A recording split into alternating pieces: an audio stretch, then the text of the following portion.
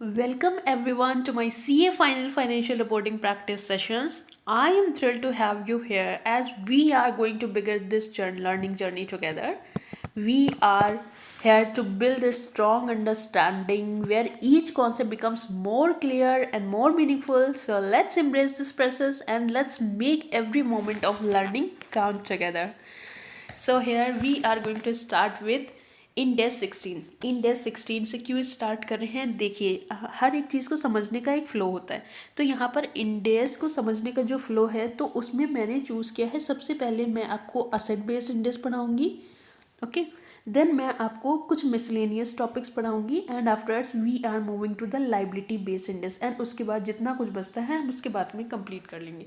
सो ये एक हमारा फ्लो रहेगा। तो असेट बेस्ड इंडेक्स में सबसे पहले जो मुझे बेस बनाने के लिए एक अच्छा इंडेक्स मिला वो है इंडेक्स 16, क्योंकि अगर इंडेक्स 16 को अगर हमने डिटेल समझ लिया तो इसके बाद के और जो 3-4 इंडेक्स हैं वो बिल्कुल इसी फ्लो में चलते हैं, उसमें कुछ और डिफरेंस है ही नहीं। तो लेट्स स्टार्ट विद इंडेक्स 16। अब इंडेक्स 16 में हम क्या पढ़ने वाले हैं, let's have a unit overview of that. देखो हम लोग कम्प्लीटली आईसीआई मटेरियल से पढ़ने वाले हैं, हम लोग इधर उधर कहीं भी डाइवर्ट नहीं होंगे, सारा कुछ पढ़ेंगे, अच्छे से पढ़ेंगे और आईसीआई मटेरियल से पढ़ेंगे, okay. So what is in it index 16, जिसमें we are going to see the scope of this index, the objective of this index, then recognition। मतलब अगर कोई एसेट हाँ हमारे पास है तो हम उसको कैसे रिकॉग्नाइज करेंगे, कब रिकॉग्नाइज करेंगे, किसी एसेट पर खर्चा किया है तो वो इस इनिशियल कॉस्ट को हमें कैपिटलाइज करना चाहिए या नहीं, सब्सिक्वेंट कॉस्ट को कैपिटलाइज करना चाहिए या नहीं, ये सब चीज़ें भी हम इसी इंडेक्स में कवर करेंगे। Measurement at recognition. So recognition के टाइम पर हमें कॉस्ट में क्या क्या एलिमेंट इंक्लूड करने चाहिए एंड कॉस्ट का मेजरमेंट कैसे करना चाहिए। देन आफ्टर रिकॉग्निशन हमें कैसे उसकी सब्सिक्वेंट अकाउंटिंग करनी पड़ेगी, कॉस्ट मॉडल पर करनी चाहिए, रिवैल्यूएशन मॉडल कब अप्लीकेबल होगा, डेप्रिसिएशन का क्या हाल चाल है और उसके बाद में डेप्रिसिएशन पीरियड, ये सारी चीज़ें कैसे हम लोग कंप्यूट करने वाले हैं, डेप्रिसिएशन मेथड हम क्या यूज़ कर रहे हैं। इम्पेयरमेंट, देखो जो इम्पेयरमेंट वर्ड है ना, अगर किसी को आता है तो ठीक है और अगर नहीं आता तो हम इसको आगे बहुत अच्छे से कवर करने वाले हैं। मीन्स आज तो हम इसको थोड़ा बहुत कवर कर लेंगे बट इसके लिए एक सेपरेट इंडेक्स है, इंडेक्स 36, ठीक है। तो हम उसको इस इम्पेयरमेंट को वहाँ पर और अच्छे से कवर करने वाले हैं। मतलब कुल मिलाकर ये है कि आपका कोई भी चीज़ जैसे ही हम एसेट बेस्ड इंडेक्स कंप्लीट करने वाले, कोई भी चीज़ आपका ऐसा नहीं होगा कि आपको समझ नहीं आ रहा है। You are going through all the index and you are done with it, okay. मतलब अंडरस्टैंडिंग बिल्कुल टॉप लेवल वाली होगी। Then another heading is compensation for impairment, ये भी यहाँ पर कवर करेंगे हम। देन डी रिकॉग्निशन की बात आती है, हम कब अपने असेट को अपने इंडिया 16 से डी रिकॉग्नाइज कर देंगे, मतलब इंडिया 16 की एप्लीकेबिलिटी के दायरे में वो नहीं आता है तो कब हम उसको डी रिकॉग्नाइज कर देंगे और डी रिकॉग्निशन कब कब करना चाहिए, ये सब चीज़ें पढ़ेंगे। उसके बाद में what are the disclosures given as per India 16, ये सारा कुछ हम कवर करने वाले। इसके अलावा एक और अपेंडिक्स दिए यहाँ पर, दैट इज अपेंडिक्स ए। तो उस अपेंडिक्स ए को भी हम यहाँ पर कवर करने वाले हैं, okay. So let's start with it. सबसे पहले objective, what is the objective of India 16? The objective is to prescribe the accounting treatment. India 16 हमें क्या करने वाला है, इंडिया 16 हमें गाइड करने वाला है किस पर, accounting for the property plant and equipment. किस लिए हमें ये गाइडेंस चाहिए, क्योंकि हमें फाइनेंशियल स्टेटमेंट प्रिपेयर करना है और user of the financial statement को पता होना चाहिए कि उनका पैसा कहाँ लग रहा है, उनका पैसा कंपनी ने किस असेट में लगाया है एंड जिस असेट में लगाया है तो पिछले साल से इस साल में उस असेट में क्या क्या चेंजेस हुए हैं, उनके इन्वेस्टमेंट में कितना चेंज हुआ है, ठीक है। ये सारा कुछ यूज़र ऑफ फाइनेंशियल स्टेटमेंट को पता होना चाहिए क्योंकि अल्टीमेट मालिक ऑफ द कंपनी वही है, ठीक है। Then the determination of their carrying amount, carrying amount का डिटर्मिनेशन, डेप्रिसिएशन कितना चार्ज करें, इम्पेयरमेंट कितना चार्ज करें, ये सारा कुछ यहाँ पर इस इंडेक्स का ऑब्जेक्टिव है, ओके। देन स्कोप, भाई इसके दायरे में क्या क्या आता है ये भी तो पता होना चाहिए। So this index shall be applied in the accounting for PP, ठीक है। ये पीपी के अकाउंटिंग में एप्लीकेबल होता है, लेकिन कब नहीं होता है, जब सपोज कोई असेट है, ये एक असेट है, असेट नंबर ए, इस पर कोई और इंडेक्स हमें गाइड कर रहा है तो हम उस पर इंडेक्स 16 नहीं लगाएंगे। कोई और डिफरेंट अकाउंटिंग ट्रीटमेंट, कोई अपेंडिक्स, कोई गाइडेंस नोट, कहीं और भी उसका कुछ भी मेंशन है तो हम उस पर इंडेक्स 16 की एप्लीकेबिलिटी नहीं लेकर आएंगे, ठीक है। हम उस पर बिल्कुल भी इंडिया 16 एप्लीकेबल नहीं करने वाले। So this is written over here कि हम सब पर एप्लीकेबल तो करेंगे, लेकिन अगर किसी भी असेट के लिए कोई और गाइडेंस अवेलेबल है तो हम उसके लिए उस पर्टिकुलर ट्रीटमेंट पर जाएंगे, हम इंडिया 16 की एप्लीकेबिलिटी वहाँ पर नहीं लाएंगे। And this standard is not applicable to, किस पर अप्लाई नहीं होता है? अरे बाबा, जिसके लिए कोई और स्टैंडर्ड है उस पर हम क्यों इंडिया 16 लगाएंगे? जैसे हेल्ड फॉर सेल जितनी भी असेट होती हैं उस पर 105 एप्लीकेबल होता है। देखो अभी स्टैंडर्ड के नेम याद हो रहे हैं या नहीं हो रहे हैं, इसके लिए आपको बिल्कुल भी परेशान होने की ज़रूरत नहीं, क्योंकि with the passage of time we are going to learn each and everything over hair.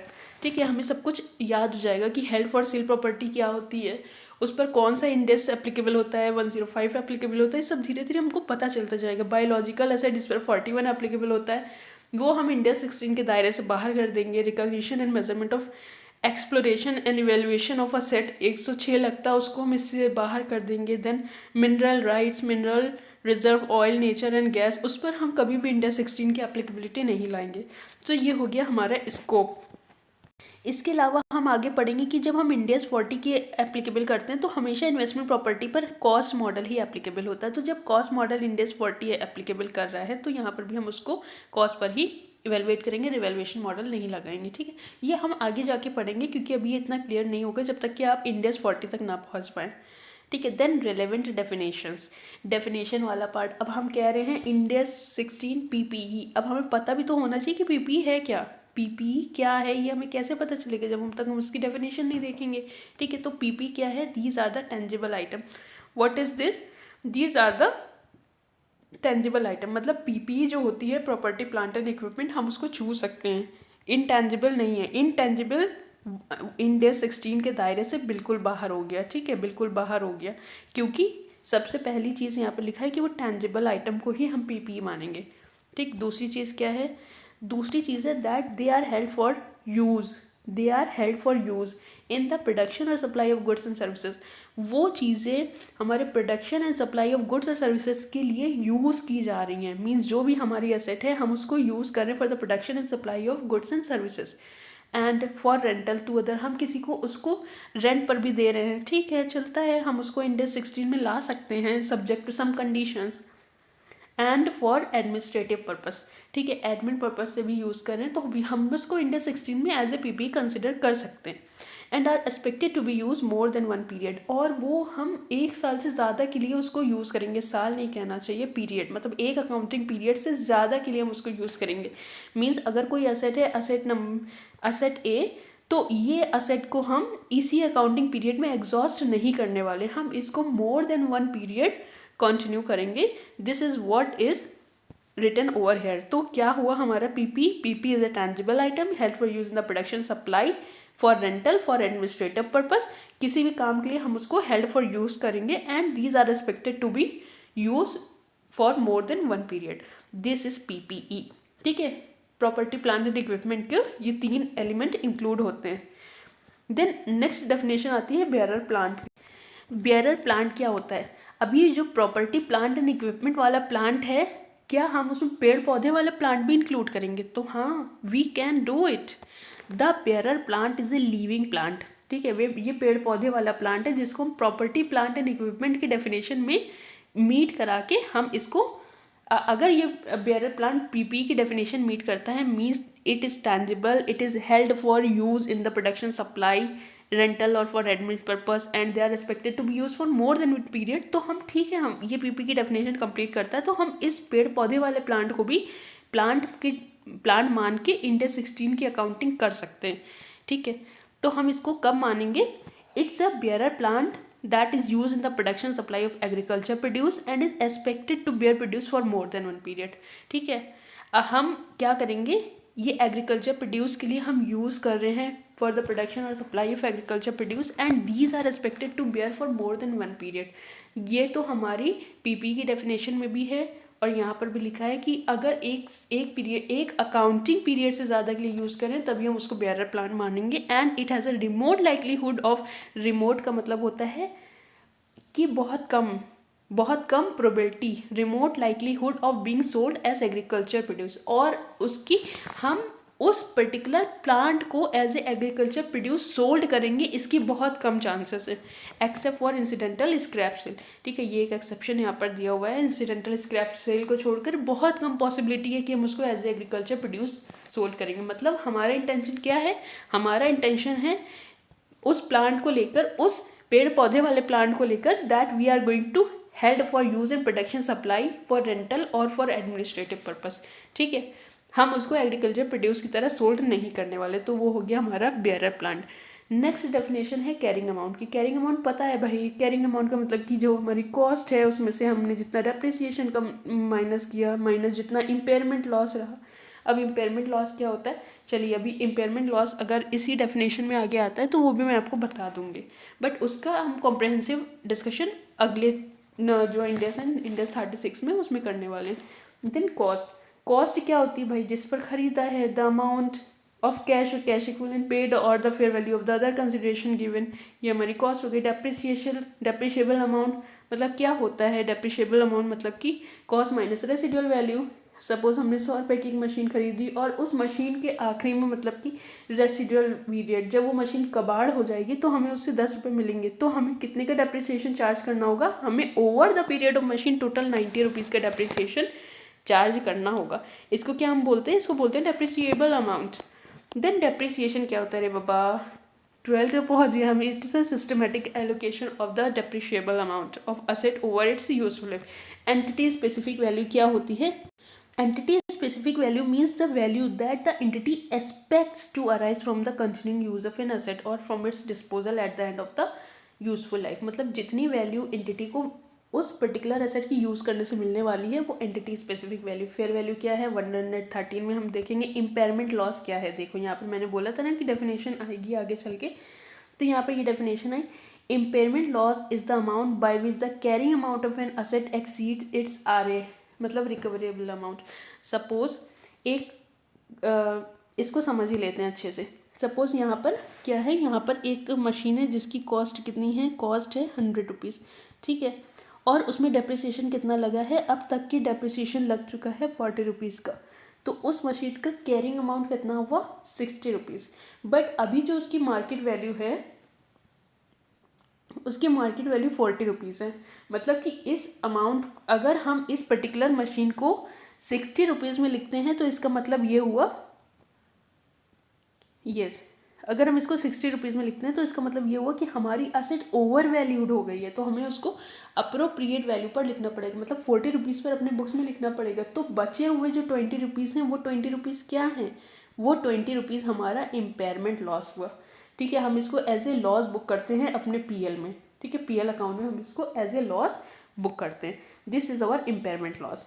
सो बस यही होता है इम्पेयरमेंट लॉस, जिसको हम और डिटेल में आगे पढ़ने वाले। Then recoverable amount higher of, इसको अभी मत देखो, इसको हम इंडेक्स 36 में देखेंगे। ठीक है, रेसिडुअल वैल्यू मतलब कि कबाड़ वैल्यू जो आखिरी में मशीन की बची है।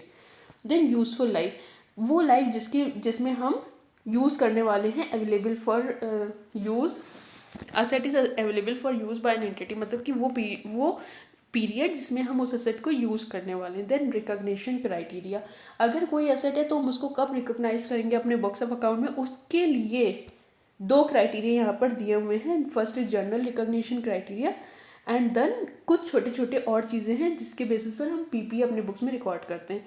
तो the general recognition criteria, market laddu, this is laddu, okay, why it is laddu. जो हमारे स्टूडेंट्स हैं उन्हें पता है लड्डू का मतलब क्या होता है, और जिन्हें नहीं पता है वो आज समझ लें कि लड्डू का मतलब होता है लास्ट डे में जो हमारे लिए इम्पॉर्टेंट क्वेश्चन है, तो हम उसको डे 1 से लड्डू मार्क करते चलते हैं। ठीक है, लास्ट डे के इंपॉर्टेंट क्वेश्चन को डे 1 से हम लोग लड्डू मार्क करते चलते हैं, सो दैट लास्ट डे पर आप ये सब चीज़ें ज़रूर से देखकर जो आप इसको लड्डू को मिस मत करो, बाकी सारा कुछ समझ आपका खुद ही हैंडल हो जाएगा। Okay, so this is general recognition criteria. जब हम कोई भी असेट को बुक करेंगे तो इंडिया 16 क्या कहता है, इंडिया 16 बोलता है 2 कंडीशन पूरी करके आओ तब हम आपको बुक करने की इजाज़त देंगे। ठीक है, तो इंडिया 16 क्या बोल रहा है, that it is probable that FEB means future economic benefit associated with the item will flow to the entity. ठीक है, ये प्रोबेबल है कि जो भी हमारी FEB है, द future economic benefit that is associated with the item will flow to the entity. ठीक है, ये तीन चीज़ें यहाँ पर आ गई कि ये तीन चीज़ें हैं। तीन चीज़ें क्या हैं? सबसे पहले तो future economic benefit, and these future economic benefit will flow to the entity. ठीक है, ये इस बात की प्रोबेबिलिटी है कि ये जितने भी फ्यूचर इकोनॉमिक बेनिफिट क्या होते हैं, तो इसके लिए आप लोग ये समझिए कि फ्यूचर इकोनॉमिक बेनिफिट क्या होते हैं। Future economic benefit means the benefit that the entity is going to get in future. ठीक है, the benefit the entity is going to get from that particular asset A से जितने भी benefit हमको future में मिलने वाले हैं, वो सारे बेनिफिट किसको मिलने वाले हैं? वो सारे benefit will flow to the entity. वो बेनिफिट सिर्फ और सिर्फ उस एंटिटी को मिलने वाले हैं। ओके, देन दूसरा क्राइटेरिया क्या है? दूसरा क्राइटेरिया है that the cost of the item can be reliably measured. Cost जितनी भी है हम उसको रिलायबली मेजर कर पा रहे हैं। ठीक है, ये दूसरा criteria, that the cost of an item can be reliably measured. तो ये दो चीज़ें यहाँ पर हैं जो जनरल रिकग्निशन क्राइटेरिया है फॉर इंडिया 16। अगर जितनी भी एफ है वो फ्लो हो जाएगी एंटिटी को इन फ्यूचर, तो हम उसको एज ए पीपी कंसिडर करेंगे, एंड देन द कॉस्ट हम उसकी रिलायबली मेजर कर पा रहे हैं तो ही हम उसको एज ए पीपी कंसिडर करेंगे। Okay, so let's move forward. ये हो गया हमारा जनरल रिकग्निशन क्राइटेरिया। दूसरी बात क्या आती है? दूसरी बात आती है recognition of spare parts, standby equipment and service equipment. देखो ये क्या है, यहाँ पर बोला जा रहा है कि ये छोटे छोटे इक्विपमेंट हैं। ठीक है, ये छोटे छोटे इक्विपमेंट हैं, तो क्या हम इसको एज ए पीपी रिकॉर्ड कर लें? तो यहाँ पर बोल रहा है if it meets the definition of PP, if they meet the definition of PP, if they meet the definition of PP, then they can be classified as inventory. Okay, नहीं, if they meet the definition of PP तो हम उसको as ए PP record कर लेंगे, otherwise we will classify those as an inventory. हम उसको inventory की तरह ट्रीट करेंगे। ठीक है, मीन्स अगर ये जो छोटे छोटे स्पेयर पार्ट्स हैं, spare parts, standby equipment and service equipment, अगर ये हमारी पीपी की डेफिनेशन मीट करते हैं तो ही ये पीपी बनेंगे, अदरवाइज हम उसको इंडेक्स 2 में इंक्लूड कर लेंगे as a inventory. Okay, so this is about the recognition of spare part. मतलब पीपी की दूसरी क्राइटेरिया। सबसे पहले तो हमने जनरल क्राइटेरिया पढ़ा कि जनरल रिकग्निशन क्राइटेरिया क्या है। जनरल रिकग्निशन क्राइटेरिया बोलता है FEB will flow to the entity and cost can be reliably measure. दूसरी बात क्या है कि अगर ये छोटे छोटे पार्ट हैं जैसे spare part, standby equipment, service equipment, तो हम इसको कब मानेंगे पीपी? जब ये पीपी की डेफिनेशन मीट कर लेंगे, simple. Then unit of measurement for recognition of PP and aggregation of individually insignificant item.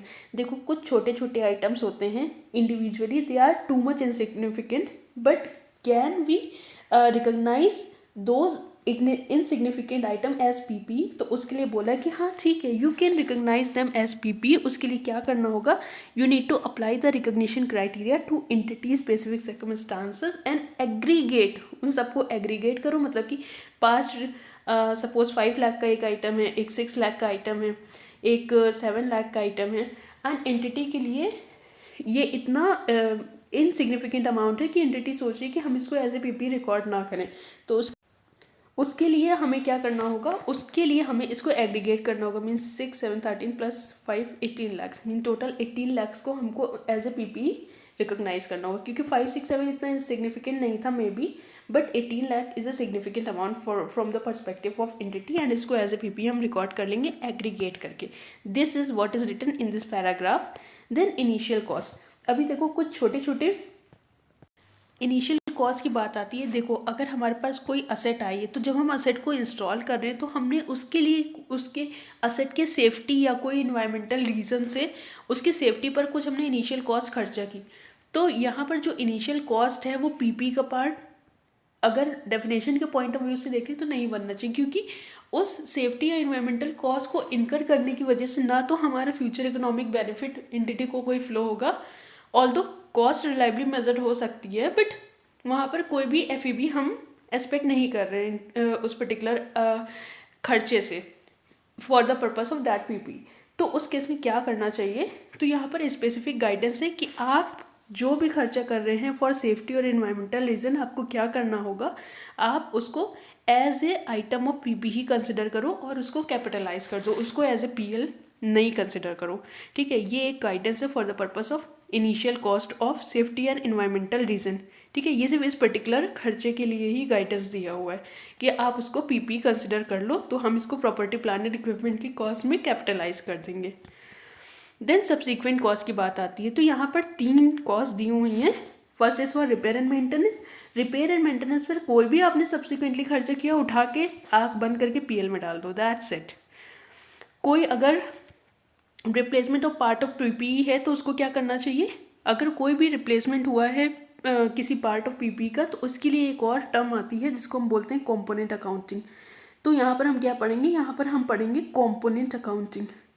Okay, component accounting यहाँ पर हम पढ़ने वाले हैं। इसके लिए आगे इलस्ट्रेशन दिए हैं, हम उसको अच्छे से समझेंगे, ठीक है। देन तीसरा पॉइंट क्या आता है, मेजर इंस्पेक्शन एंड ओवरहॉल। अगर हमें मेजर इंस्पेक्शन एंड ओवरहॉल कराना है किसी पर्टिकुलर एसेट का, तो हम उसकी कॉस्ट को क्या करें, क्या हम उसको पीपी का पार्ट माने या नहीं माने। तो इसके लिए यहाँ पर कुछ गाइडेंस दी है, इनफैक्ट यहाँ पर पूरा एग्जाम्पल दिया है। Let's move to that example, जिससे हमारी और कॉन्सेप्चुअल बिल्डिंग होगी। So major inspection and overhaul का जो ट्रीटमेंट होता है वो एज पर कॉम्पोनेंट अकाउंटिंग होता है। ये कैसे होता है, तो सी, एक शिपिंग कंपनी है जिसको हमेशा 5 साल में एवरी 5 ईयर्स उसको एक मेजर इंस्पेक्शन एंड ओवरहॉल कराना ही कराना पड़ेगा, ठीक है। मतलब कि चाहे कुछ हो जाए, उसको शिप का हर 5 साल में ओवरहॉलिंग करानी पड़ेगी, इंस्पेक्शन कराना पड़ेगा। ओके, तो अब यहाँ पर इसकी अकाउंटिंग कैसे की जाए, तो यहाँ पर बोलता है हमारा इंडेक्स कि इसको कंपोनेंट अकाउंटिंग करो। जैसे कि शिप है, उसकी कॉस्ट कितनी है 20 मिलियंस और 20 साल की लाइफ है, एंड उसको हर 5 साल में ओवरहॉलिंग भी करानी पड़ेगी। Then estimated cost of the overhaul is ₹5 million. तो इंडेक्स कहता है कि आपकी टोटल कॉस्ट कितनी है 20 मिलियन, और आपकी जो इंस्पेक्शन की कॉस्ट आएगी ओवरहॉलिंग की वो आएगी 5 मिलियन। तो आप एक काम करो, 20 मिलियन को आप 2 पार्ट्स में डिवाइड करो, जिसमें से 20 मिलियन को 2 पार्ट्स में डिवाइड करो। One is the overhaul component and the other is your main asset component. तो 5 लाख का हो गया ओवरहॉलिंग का एंड 15 लाख का हो गया आपका शिप का। इसको अकॉर्डिंगली आप डेप्रिशिएट करो। आपको 5 साल में ओवरहॉल कराना है तो 5 मिलियंस को आप 5 ईयर्स में डेप्रिशिएट करो, means every year depreciation will be 1 lakh. And ship को आप 20 ईयर्स की लाइफ है तो आप 20 ईयर्स में डेप्रिशिएट करो शिप की अदर कंपोनेंट की कॉस्ट को, मीन्स 0.75 मिलियन पर ईयर। तो टोटल डेप्रिसिएशन आप कितना अपनी बुक्स में बुक करोगे, 1.75 पर ईयर, ठीक है, 1.75 पर ईयर। तो यहाँ पर इन्होंने और भी कैलकुलेशन की कि फर्स्ट 5 ईयर का 8.75 मिलियन हो जाएगा, बट हम यहाँ पर कितना बुक करने वाले, 8.75 तो हो ही जाएगा, 1.75 पर ईयर जब हम बुक करेंगे तो 1.75 इंटू 5 कितना हो गया 8.75 मिलियन, ठीक है। तो यहाँ पर कह रहा है carrying amount of the ship eight the end of 5th year will be कितनी होगी 20 लाख माइनस 8.75, मतलब कि हो जाएगी total 11.25 millions. Okay 20 million, sorry it's not lakh. तो 11.25 मिलियन असेट की कॉस्ट होगी। तो ये होता है हमारा कंपोनेंट अकाउंटिंग। एंड हमेशा हम जब भी ओवरहॉल मेजर इंस्पेक्शन ओवरहॉल करते हैं तो यहाँ पर हमारी जो इनहेरेंट अजम्पशन होती है वो ये होती है कि cost of inspection is included in the total cost of the machine. भाई जब तो हमने इसको 2 टुकड़े किए हैं, 20 मिलियंस को 2 टुकड़े हमने क्यों किए हैं, क्योंकि हमारी ये इनहेरेंट अजम्पशन है कि हमारे पास जो 5 मिलियन का है ये डे 1 पर हमारे पास इंस्पेक्शन और ओवरहॉल के नाम का है, एंड 15 मिलियन की हमारी अदर एसेट है, ठीक है।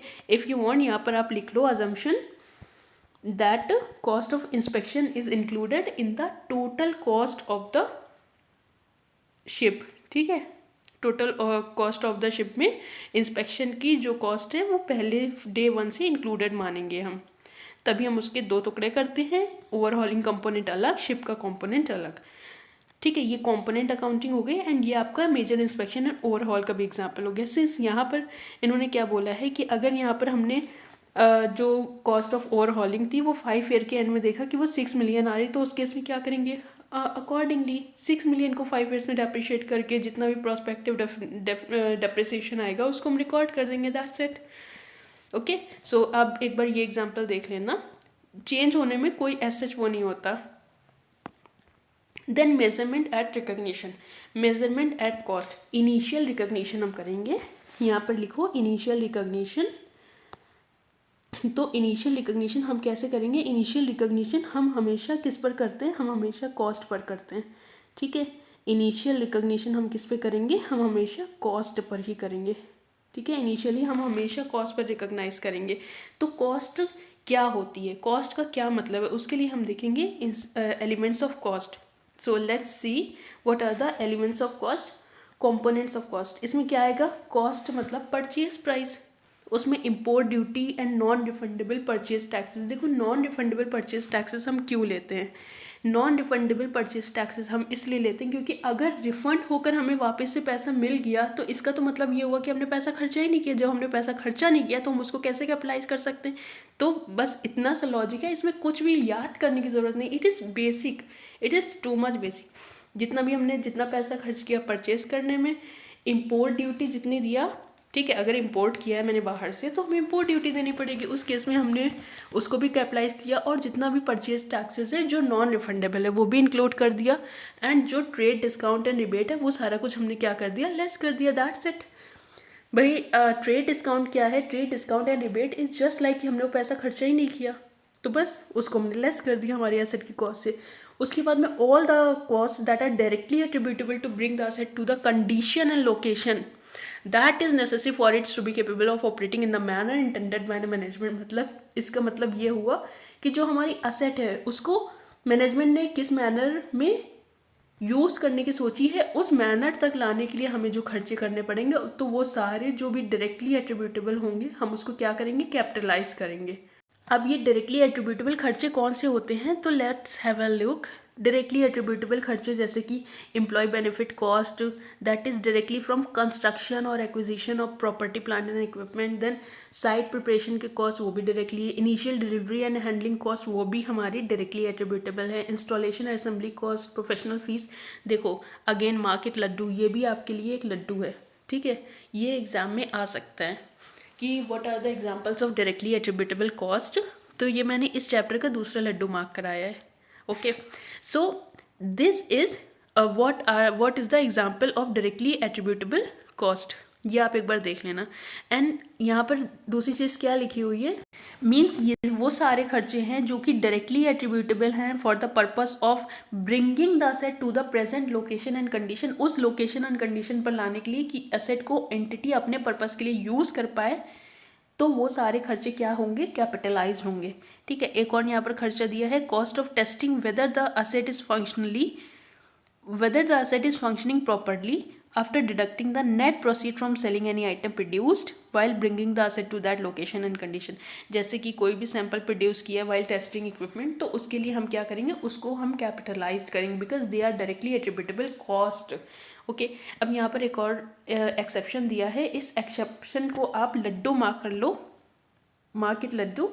बिकॉज यहाँ पर क्या लिखा है? यहाँ पर 4 लाइन में कुछ लिखा है, ठीक है, लेकिन मैं आपको इजीली समझा देती हूँ कि ये क्या है।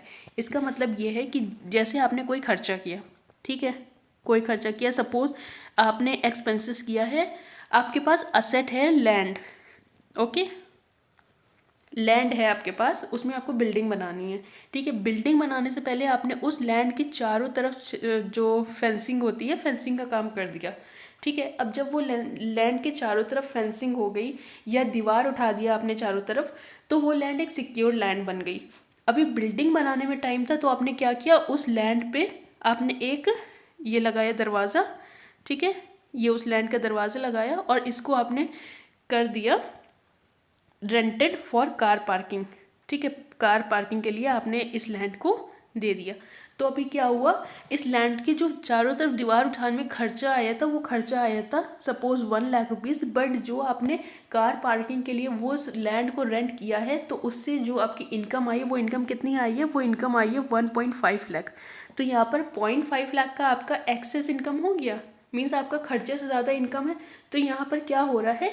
ये जो हम टोटल यहाँ पर कैपिटलाइज कर रहे हैं, ये है डायरेक्टली एट्रीब्यूटेबल कॉस्ट, ठीक है। इसको हम कैपिटलाइज कर रहे हैं क्योंकि वो हमारा खर्चा लगा है। अगर वो खर्चा नहीं लगा हुआ है तो वो क्या हुआ? इनकम हुआ, ठीक है। जैसे यहाँ पर हमने क्या किया है, यहाँ पर तो हमारी इनकम हो गई because excess of net sale proceeds of item produce over the cost of testing. ये इन्होंने एग्जाम्पल दिया है कि यहाँ पर एक्सपेंसेस से ज़्यादा हमारी इनकम हुई है, ठीक है, एक्सपेंसेस से ज़्यादा हमारी इनकम है।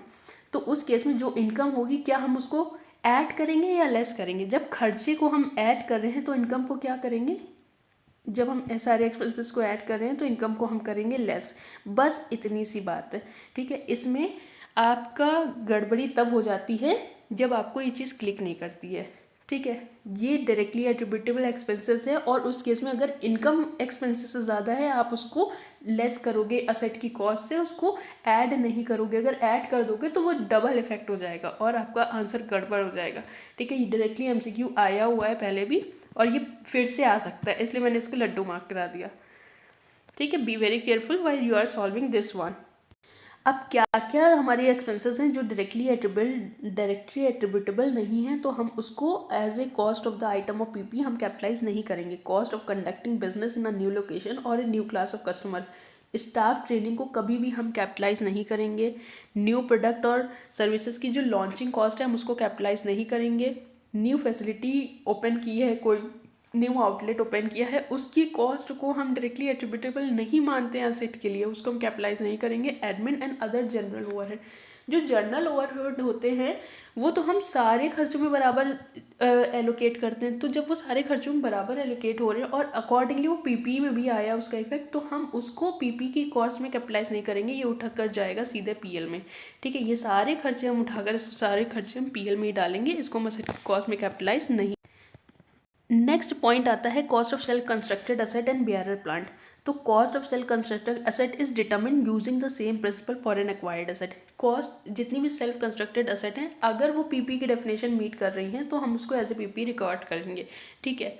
और रिकॉर्ड करने के बाद इंडिया 16 की एप्लीकेबिलिटी में तब लाएंगे जब वो रिकॉग्निशन क्राइटेरिया फॉलो कंप्लाई कर लेता है। रिकॉग्निशन क्राइटेरिया क्या है? FAB must flow to the entity and cost can be reliably measured. तो future economic benefit self constructed asset का क्या एंटिटी को मिलता है? बिल्कुल मिलता है, और इसलिए हम उसको असेट, क्या हम उसको पीपी रिकॉर्ड कर सकते हैं? हाँ कर सकते हैं, लेकिन एक और कंडीशन है, cost can be reliably measured. देखो, जब सेल्फ कंस्ट्रक्टेड असेट है उस केस में हम कॉस्ट को रिलायबली मेजर नहीं कर सकते, इसलिए यहाँ पर हमारी रिकॉग्निशन की सेकेंड क्राइटेरिया फुलफिल नहीं होती है। सो अक्सर करके जो सेल्फ कंस्ट्रक्टेड असेट होती है हम उसको एज ए पीपी रिकॉर्ड नहीं कर पाते, just because of this reason कि हमारा जो रिकॉग्निशन क्राइटेरिया है वो फेल हो जाता है, वो पास नहीं हो रहा है इस केस में, ठीक है। तो यहाँ पर लिखा है using the same principle for an acquired asset, मतलब कि हम इसको एज ए पीपी रिकॉर्ड नहीं करेंगे। Then cost of dismantling removal and site restoration.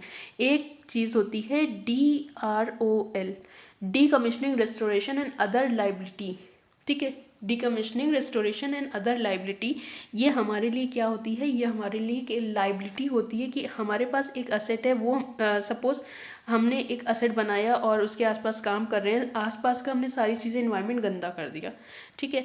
आसपास का जब हमने इन्वायरमेंट गंदा कर दिया तो वहाँ पर हमारी एक लीगल ऑब्लिगेशन है जो हमारी at the time of agreement थी कि आप जो भी यहाँ पर गंद फैलाएंगे ना, वो अपनी गंद खुद समेट कर जाएंगे, ठीक है। मतलब आसपास की जितनी भी चीज़ें आपने ख़राब की हैं वो चीज़ को आप रिस्टोर करेंगे। आप जितना भी आपने लैंड बर्बाद किया है अपनी मैन्युफैक्चरिंग के दौरान, तो वो सारी चीज़ें आप वापस से रिस्टोर करके जाएंगे। तो इसमें जितना भी खर्च लगेगा उसके लिए हम क्या करते हैं, हम डे 1 पर उसके लिए हम बनाते हैं प्रोविज़न, ओके। डे 1 पर हम उसके लिए बनाते हैं प्रोविज़न।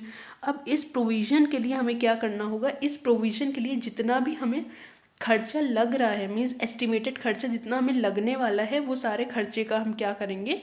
एक एस्टिमेट बनाएंगे एंड अकॉर्डिंगली उस एस्टिमेट को हम असेट की कॉस्ट में क्या करने वाले हैं? उसे असेट की कॉस्ट में हम करेंगे कैपिटलाइज्ड, ओके। उसे हम असेट की कॉस्ट में करेंगे कैपिटलाइज। एंड ये प्रोविजन का एस्टिमेशन कैसे बनता है? इस प्रोविजन का एस्टिमेशन बनता है as per India 37 provision contingent liabilities and contingent asset, ठीक है। इसको हम असेट की कॉस्ट में कैपिटलाइज करेंगे। इसका एग्जाम्पल भी है, अभी हम आगे देखते हैं। देन इंसिडेंटल ऑपरेशंस, इसको आप ऐसे समझ लो कि जितने भी हमारे प्रिलिमिनरी एक्सपेंसेस होते हैं वो सारे क्या हम कैसे ट्रीट करते हैं, वो सारे एक्सपेंसेस को हम डालेंगे प्रॉफिट एंड लॉस में। मतलब कि पीपीई रिकॉर्ड करने से पहले के जितने भी इंसिडेंटल ऑपरेशंस हैं, जितने भी हमने खर्चे किए हैं, वो सारे प्रिलिमिनरी एक्सपेंसेस को हम डालेंगे प्रॉफिट एंड लॉस में, ठीक है। इसको हम कैपिटलाइज नहीं करेंगे। Then cessation of capitalization, capitalization होना कब रुक जाएगा? If the asset is capable of operating in a manner intended by management. जिस दिन से असेट इस काबिल हो गई है कि वो वैसी असेट बन गई है जैसा मैनेजमेंट ने इंटेंड किया था। मतलब कि सपोज हमने पार्ट्स लिए हैं असेट के और हमने इस पर खर्चा किया, इसको इंस्टॉलेशन किया, अब वो इंस्टॉल होके पूरा असेट का पूरा स्ट्रक्चर बन गया है और मैनेजमेंट चाहता था कि हमें ऐसा ही स्ट्रक्चर बनाना है। तो मतलब now the asset is capable of operating in the manner intended by management. तो इस केस में हम क्या करेंगे, जैसे ही एसेट बन के तैयार हुआ, हमने अब उसके ऊपर कोई भी खर्चा होगा तो क्या हम उसे कैपिटलाइज्ड करेंगे। एसेट के ऊपर अब कोई भी खर्चा होगा तो हम उसे कैपिटलाइज्ड नहीं करने वाले। ओके, जितना भी खर्चा एसेट के ऊपर होगा हम उसे कैपिटलाइज्ड नहीं करने वाले हैं। So this is what is cessation of capitalization. इसके लिए यहाँ पर कुछ एग्जाम्पल्स भी दिए हुए हैं, you can read it on your own, कोई ऐसे जितना वो नहीं है, you may read it. Then यहाँ पर एक एग्जाम्पल आता है, देखो यहाँ पर मैंने आपको, ये वही है जो इंसिडेंटल ऑपरेशन वाला कि क्या एसेट की कॉस्ट में कैपिटलाइज होना चाहिए, जितना भी हमने अभी पढ़ा है, like we read directly attributable expenses, we read element of cost, ये सारा कुछ का एक कंबाइन यहाँ पर एग्जाम्पल दिया। एंड ये एग्जाम्पल काफ़ी अच्छा है अंडरस्टैंडिंग पर्पज से। देखो site preparation cost directly attributable है, हमने एज पर इंडेक्स 16 उसको रिकॉर्ड किया। यहाँ पर क्या दिया है, ये दिया हुआ है जितनी कॉस्ट एंटिटी ने इनकर की है, और ये दिया है कि एज पर इंडेक्स 16 हमें उसका क्या ट्रीटमेंट करना है। So what is it, site preparation cost index 16 में अलाउड है, डायरेक्ट मटेरियल अलाउड है, डायरेक्ट लेबर कॉस्ट जितना कुछ भी है ड्यूरिंग एन इंडस्ट्रियल स्ट्राइक, जो कुछ भी अमाउंट है वो इंडस्ट्रियल स्ट्राइक का जो अमाउंट है वो डायरेक्टली एट्रीब्यूटेबल नहीं है, तो उतना अमाउंट हमने छोड़कर बाकी सारा अमाउंट हमने कैपिटलाइज कर लिया। ठीक है, टेस्टिंग का खर्चा capitalize, consultancy fees for installation ये डायरेक्टली एट्रीब्यूटेबल है इसलिए हमने इसको कैपिटलाइज कर लिया। रिलोकेशन ऑफ स्टाफ, स्टाफ को हमने एक फैक्ट्री से दूसरी फैक्ट्री ले गए हैं, तो क्या ये खर्चा हमारे पीपी के लिए डायरेक्टली एट्रीब्यूटेबल है, नहीं है, तो इसलिए हम इसको कैपिटलाइज नहीं कर रहे हैं। जनरल ओवरहेड सबको एलोकेट होता है, हमें इससे कैपिटलाइज नहीं करना है। एस्टिमेटेड कॉस्ट ऑफ डिसमेंटल, ये वही कॉस्ट है जो मैंने आपको ड्रॉल बताया था कि आपको वापस से वो लैंड पूरा सही करके जाना है, तो जितना भी इसका एस्टिमेटेड कॉस्ट है डिसमेंटल करने का, वो सारा कुछ हम यहाँ पर पीपी की कॉस्ट में ऐड करते हैं। क्या करते हैं, ऐड करते हैं। तो टोटल हमारी यहाँ पर पीपी की कितनी कॉस्ट आई, टोटल 4,000 टोटल ये 40 लाख रुपीस की कॉस्ट आई है। एंड टोटल ये सारी कॉस्ट को हम क्या करेंगे, कैपिटलाइज कर देंगे। ठीक है, तो ये हो गया एक अच्छा एग्जाम्पल है। इसी एग्जाम्पल पर कई सारे और भी क्वेश्चन हैं जो मैं आपको होमवर्क के लिए दूंगी, वो आप एक बार भी अगर देख भी लोगे तो वो भी आपसे हो जाएगा। देन नेक्स्ट कॉन्सेप्ट आता है measurement of cost, payment deferred beyond the normal credit terms. ठीक है, नॉर्मल क्रेडिट टर्म्स में आपने पीपी को लिया, तो एलिमेंट ऑफ कॉस्ट में सबसे पहले हमारा क्या आता है, देखो यहाँ पर परचेज प्राइस आता है। ये देखो एलिमेंट ऑफ कॉस्ट, जो कॉस्ट की कंपनी, सबसे पहला पॉइंट आता है परचेज प्राइस। तो जब आपने परचेज प्राइस पेड किया तो वो तो आ गया, जो आपने पे नहीं किया मीन्स डेफर कर दिया, क्या वो भी आएगा, बिल्कुल आएगा, वो भी हमारे लिए एसेट की कॉस्ट बनेगा। इसको डायरेक्टली हम एग्जाम्पल की हेल्प से समझते हैं। This is illustration number 1 and इस पर हमारे क्वेश्चन भी बिल्कुल एग्जैक्टली सेम क्वेश्चन है, डिफर्ड पेमेंट क्रेडिट। ठीक है, an item of PP is offered for sale at ₹10 million। ठीक है, ओके, इंस्टॉलेशन ऑफ 33,33,333 की हमारी 3 इंस्टॉलेशन बन रही हैं, 3 equal instalment over a period of 2 years period, 2 साल में हमें 3 इंस्टॉलमेंट देनी, मतलब कि डे 1 पर एक इंस्टॉलमेंट देंगे, देन फर्स्ट ईयर के एंड पर एक इंस्टॉलमेंट देंगे, ईयर एंड फर्स्ट पर एक इंस्टॉलमेंट देंगे, देन ईयर एंड सेकेंड पर हम दूसरी इंस्टॉलमेंट देंगे। ऐसे करके हमें 3 इंस्टॉलमेंट देनी है। Okay, implicit interest rate 5.36% per annum है। तो इस केस में हम इसको कैसे सॉल्व करेंगे, कैसे हम इसकी अकाउंटिंग करेंगे, इसके लिए यहाँ पर जर्नल एंट्रीज मांगा है। Okay, this is a good question. Okay, so यहाँ पर हमने क्या किया है, सबसे पहले तो हमने जितने भी हमारे पेमेंट जा रहे थे, मतलब 3 हमारी कॉस्ट जा रही, 3 इंस्टॉलमेंट जा रही थी 33,33,333 की, तो उसको हम डिस्काउंटिंग करके प्रेजेंट वैल्यू पर ले आएंगे। तो प्रेजेंट वैल्यू कितनी आएगी, देखो ईयर 1 की हमने लिया 1, क्योंकि ये हम डे 1 पर पेमेंट कर रहे हैं, तो हम इसको डिस्काउंटिंग फैक्टर फर्स्ट इंस्टॉलमेंट पर नहीं लगाएंगे। ठीक है, यहाँ पर हमने लिया 1, देन 0.949, 1.909। आपको डिस्काउंट फैक्टर से डिस्काउंटिंग फैक्टर तो निकालना आता ही होगा ना, 1 डिवाइडेड बाय 1.0536, ऐसे करके जब आप निकालोगे तो आपको 0.949 मिल जाएगा। ओके, सो ये हमारा हो गया डिस्काउंटिंग फैक्टर। प्रेजेंट वैल्यू आई 95 लाख रुपीज़ और अब इसको हम क्या करने वाले हैं, अब हम इसको रिकॉर्ड करेंगे 95 लाख पर, क्योंकि जो हमारा इंटरेस्ट का कॉस्ट है वो हमारे लिए पीपी की कॉस्ट का पार्ट नहीं बनेगा। ठीक है, तो हम पीपी को कितने पर रिकॉर्ड करेंगे, 95 लाख पर, और जो हमारा इंटरेस्ट का पोर्शन है वो कहाँ जाएगा, वो जाएगा हमारा पीएल में। ओके, सो पीपी टू बैंक अकाउंट, क्योंकि हमने इतना पेमेंट कर दिया डे 1 पर, देन इतना हो गया हमारे लिए अकाउंट्स पेबल। अगेन जब ये हम अकाउंट्स पेबल नेक्स्ट ईयर लेकर आए तो हमें इसमें इंटरेस्ट एक्सपेंसेस को हटाना पड़ेगा, क्योंकि इस अमाउंट में इंटरेस्ट एक्सपेंसेस भी इंक्लूडेड है। ठीक है, कैसे इंक्लूड है भाई, जब भी हमारा time period lapses of time होता है तो हमारा इंटरेस्ट इंक्लूड हो जाता है, और हमें यहाँ पर क्या करना है, ईयर 1 के एंड में एक पेमेंट करना है और ईयर 2 के एंड में एक पेमेंट करना है। तो इसमें ऑब्वियसली इंटरेस्ट इंक्लूडेड है। तो चलो अब इसको अनवाइंड करते हैं। देखो यहाँ पर 95 लाख का हमारा टोटल असेट का कॉस्ट है, जिसमें से पहला पेमेंट हो गया और इस पेमेंट में कोई इंटरेस्ट इंक्लूडेड नहीं था, क्योंकि ये पेमेंट हमने डे 1 पर किया। ठीक है, क्लोजिंग बैलेंस है 61,66,667। उस पर हमने इंटरेस्ट चढ़ाया 3,30,533। तो जब ये इंटरेस्ट चढ़ाया, इंटरेस्ट क्यों चढ़ाया, क्योंकि ये इंटरेस्ट हमें इसका निकालना था। ठीक है, देन टोटल पेमेंट हमने इतना निकाला। तो जब ये टोटल पेमेंट हो गया तो हमारे जो प्रिंसिपल अमाउंट बचा, वो प्रिंसिपल अमाउंट कितना बचा, ये 31,63,867।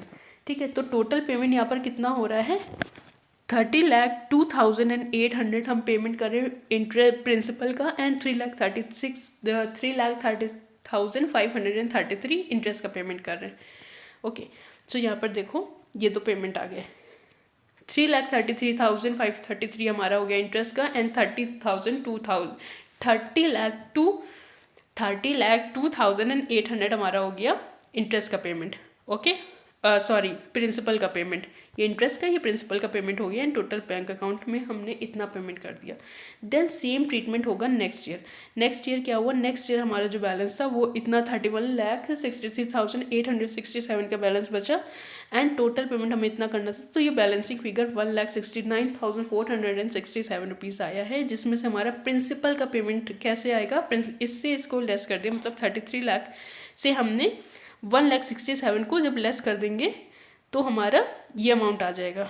वेट, इन दोनों इससे इसको लेस कर देंगे तो हमारा ये अमाउंट आ जाएगा प्रिंसिपल का 31,63,867। ओके, सो यहाँ पर हमने अकॉर्डिंगली जर्नल एंट्री कर दिया। इंटरेस्ट का जितना पेमेंट था उसको अलग रिकॉर्ड किया, प्रिंसिपल पेमेंट अलग रिकॉर्ड किया, टोटल पेमेंट इतना हुआ। सो this is the completion of the entire deferred payment credit वाला क्वेश्चन। इसका सेम क्वेश्चन और है, वो मैं आपको होमवर्क में देने वाली हूँ। ओके, थोड़ा बहुत तो होमवर्क दूंगी, एग्जैक्टली जो सेम क्वेश्चन है वो तो होमवर्क में आप लोग कर लोगे। नेक्स्ट टॉपिक आता है measurement of PP acquired in exchange. Exchange के केस में हमें क्या करना है, हम उस पीपी को मेजरमेंट कैसे करेंगे। सपोज एक एंटिटी ए है, एक एंटिटी बी है। एंटिटी ए ने एंटिटी बी को एक फर्नीचर दे दिया और एंटिटी बी ने एंटिटी ए को एक टेबल दे दिया। ठीक है, मतलब फर्नीचर एज ए इन्होंने चेयर दे दिया एंड इन्होंने टेबल दे दिया। ठीक है, तो इन दोनों ने आपस में एक ट्रांजेक्शन कर लिया, तो इसको क्या बोलते हैं, एक्सचेंज ऑफ असेट। तो इन्होंने जो चेयर दिया वो इनके पास से डी रिकॉग्नाइज होगा, एंड जो इनको टेबल मिला मीन्स कुछ ए ने चेयर दिया उनके, उसको अपने पास से डी रिकॉग्नाइज करेगा, और टेबल जो लिया है उसको अपने पास रिकॉग्नाइज करेगा। तो इसका ट्रीटमेंट कैसे होगा, ठीक है, इसका ट्रीटमेंट कैसे होगा, इसको हम बोलते हैं the PP acquired in exchange, और इसका ट्रीटमेंट होता है हमारा, ये लिखा है सारा कुछ। ठीक है, ये है the cost of such an item of PP is measured eight fair value. सबसे पहले हम इसको कैसे मेजर करेंगे, फेयर वैल्यू, और इसके बाद दूसरी चीज़ लिखिएगी, we'll measure it at fair value unless the transaction lacks commercial substance and the fair value of neither the asset received nor the asset given up is reliably measured. Transaction lakhs commercial substance का मतलब क्या होता है, exchange lakhs commercial substance का मतलब होता है कि जो हमारी टेबल से मिलने वाली फ्यूचर इकोनॉमिक बेनिफिट थी, जो चेयर से हमें बेनिफिट मिल रहा था, टेबल से भी हमको सेम ही बेनिफिट मिलेगा। ठीक है, तो इसको हम बोलते हैं कि इट लैक्स कमर्शियल सब्सटेंस। अगर हम टेबल चेयर के अलावा कुछ और अगर हम एक्सचेंज करते हैं, सपोज हमने चेयर दिया एंड उधर से हमको एसी मिल गया, तो मतलब टेबल चेयर से मिलने वाला जो हमारा फ्यूचर इकोनॉमिक बेनिफिट था that is different than that of AC. ठीक है, अगर हमारे लिए ऐसा हो रहा है तो इसका मतलब हमारे लिए ट्रांजेक्शन में कॉमर्शियल सब्सटेंस लैक नहीं कर रहा। बट अगर चेयर और एसी से मिलने वाला हमारा जो बेनिफिट है वो सेम है, तो इसका मतलब है कि transaction lakhs commercial substance.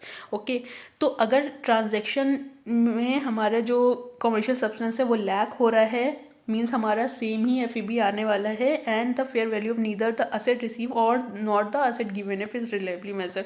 And ना तो हम असेट की जो असेट मिल रहा है या जो असेट दे रहे हैं हम उसकी फेयर वैल्यू मेजर कर ही नहीं पा रहे, तो उस केस में हम क्या करेंगे, हम उसको रिकॉर्ड कर लेंगे एट फेयर वैल्यू। ठीक है, मैं इसको एज थोड़ा और प्रेस्क्राइब्ड वे में आपको लिखवा दूंगी। तो यहाँ पर क्या बोल रहा है कि हम उसे क्या करेंगे, हम उसे फेयर वैल्यू पर मेज़र करेंगे। और अगर फेयर वैल्यू पर भी हम मेज़र नहीं कर पा रहे हैं तो हम कैसे करेंगे, कॉस्ट हम उसकी carrying value of asset given up पर मेज़र कर लेंगे।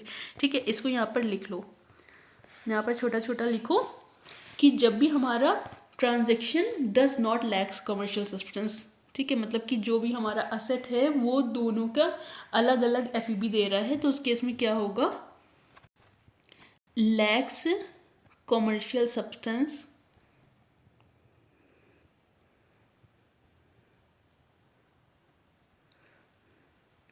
तो यहाँ पर इस केस में क्या होगा, यहाँ पर इस केस में हम क्या करेंगे, कैरिंग अमाउंट ऑफ जो भी हमारी गिवन अप असेट है, थोड़ा सा इसको चेंज कलर करके लिखती हूँ, carrying amount of asset given up,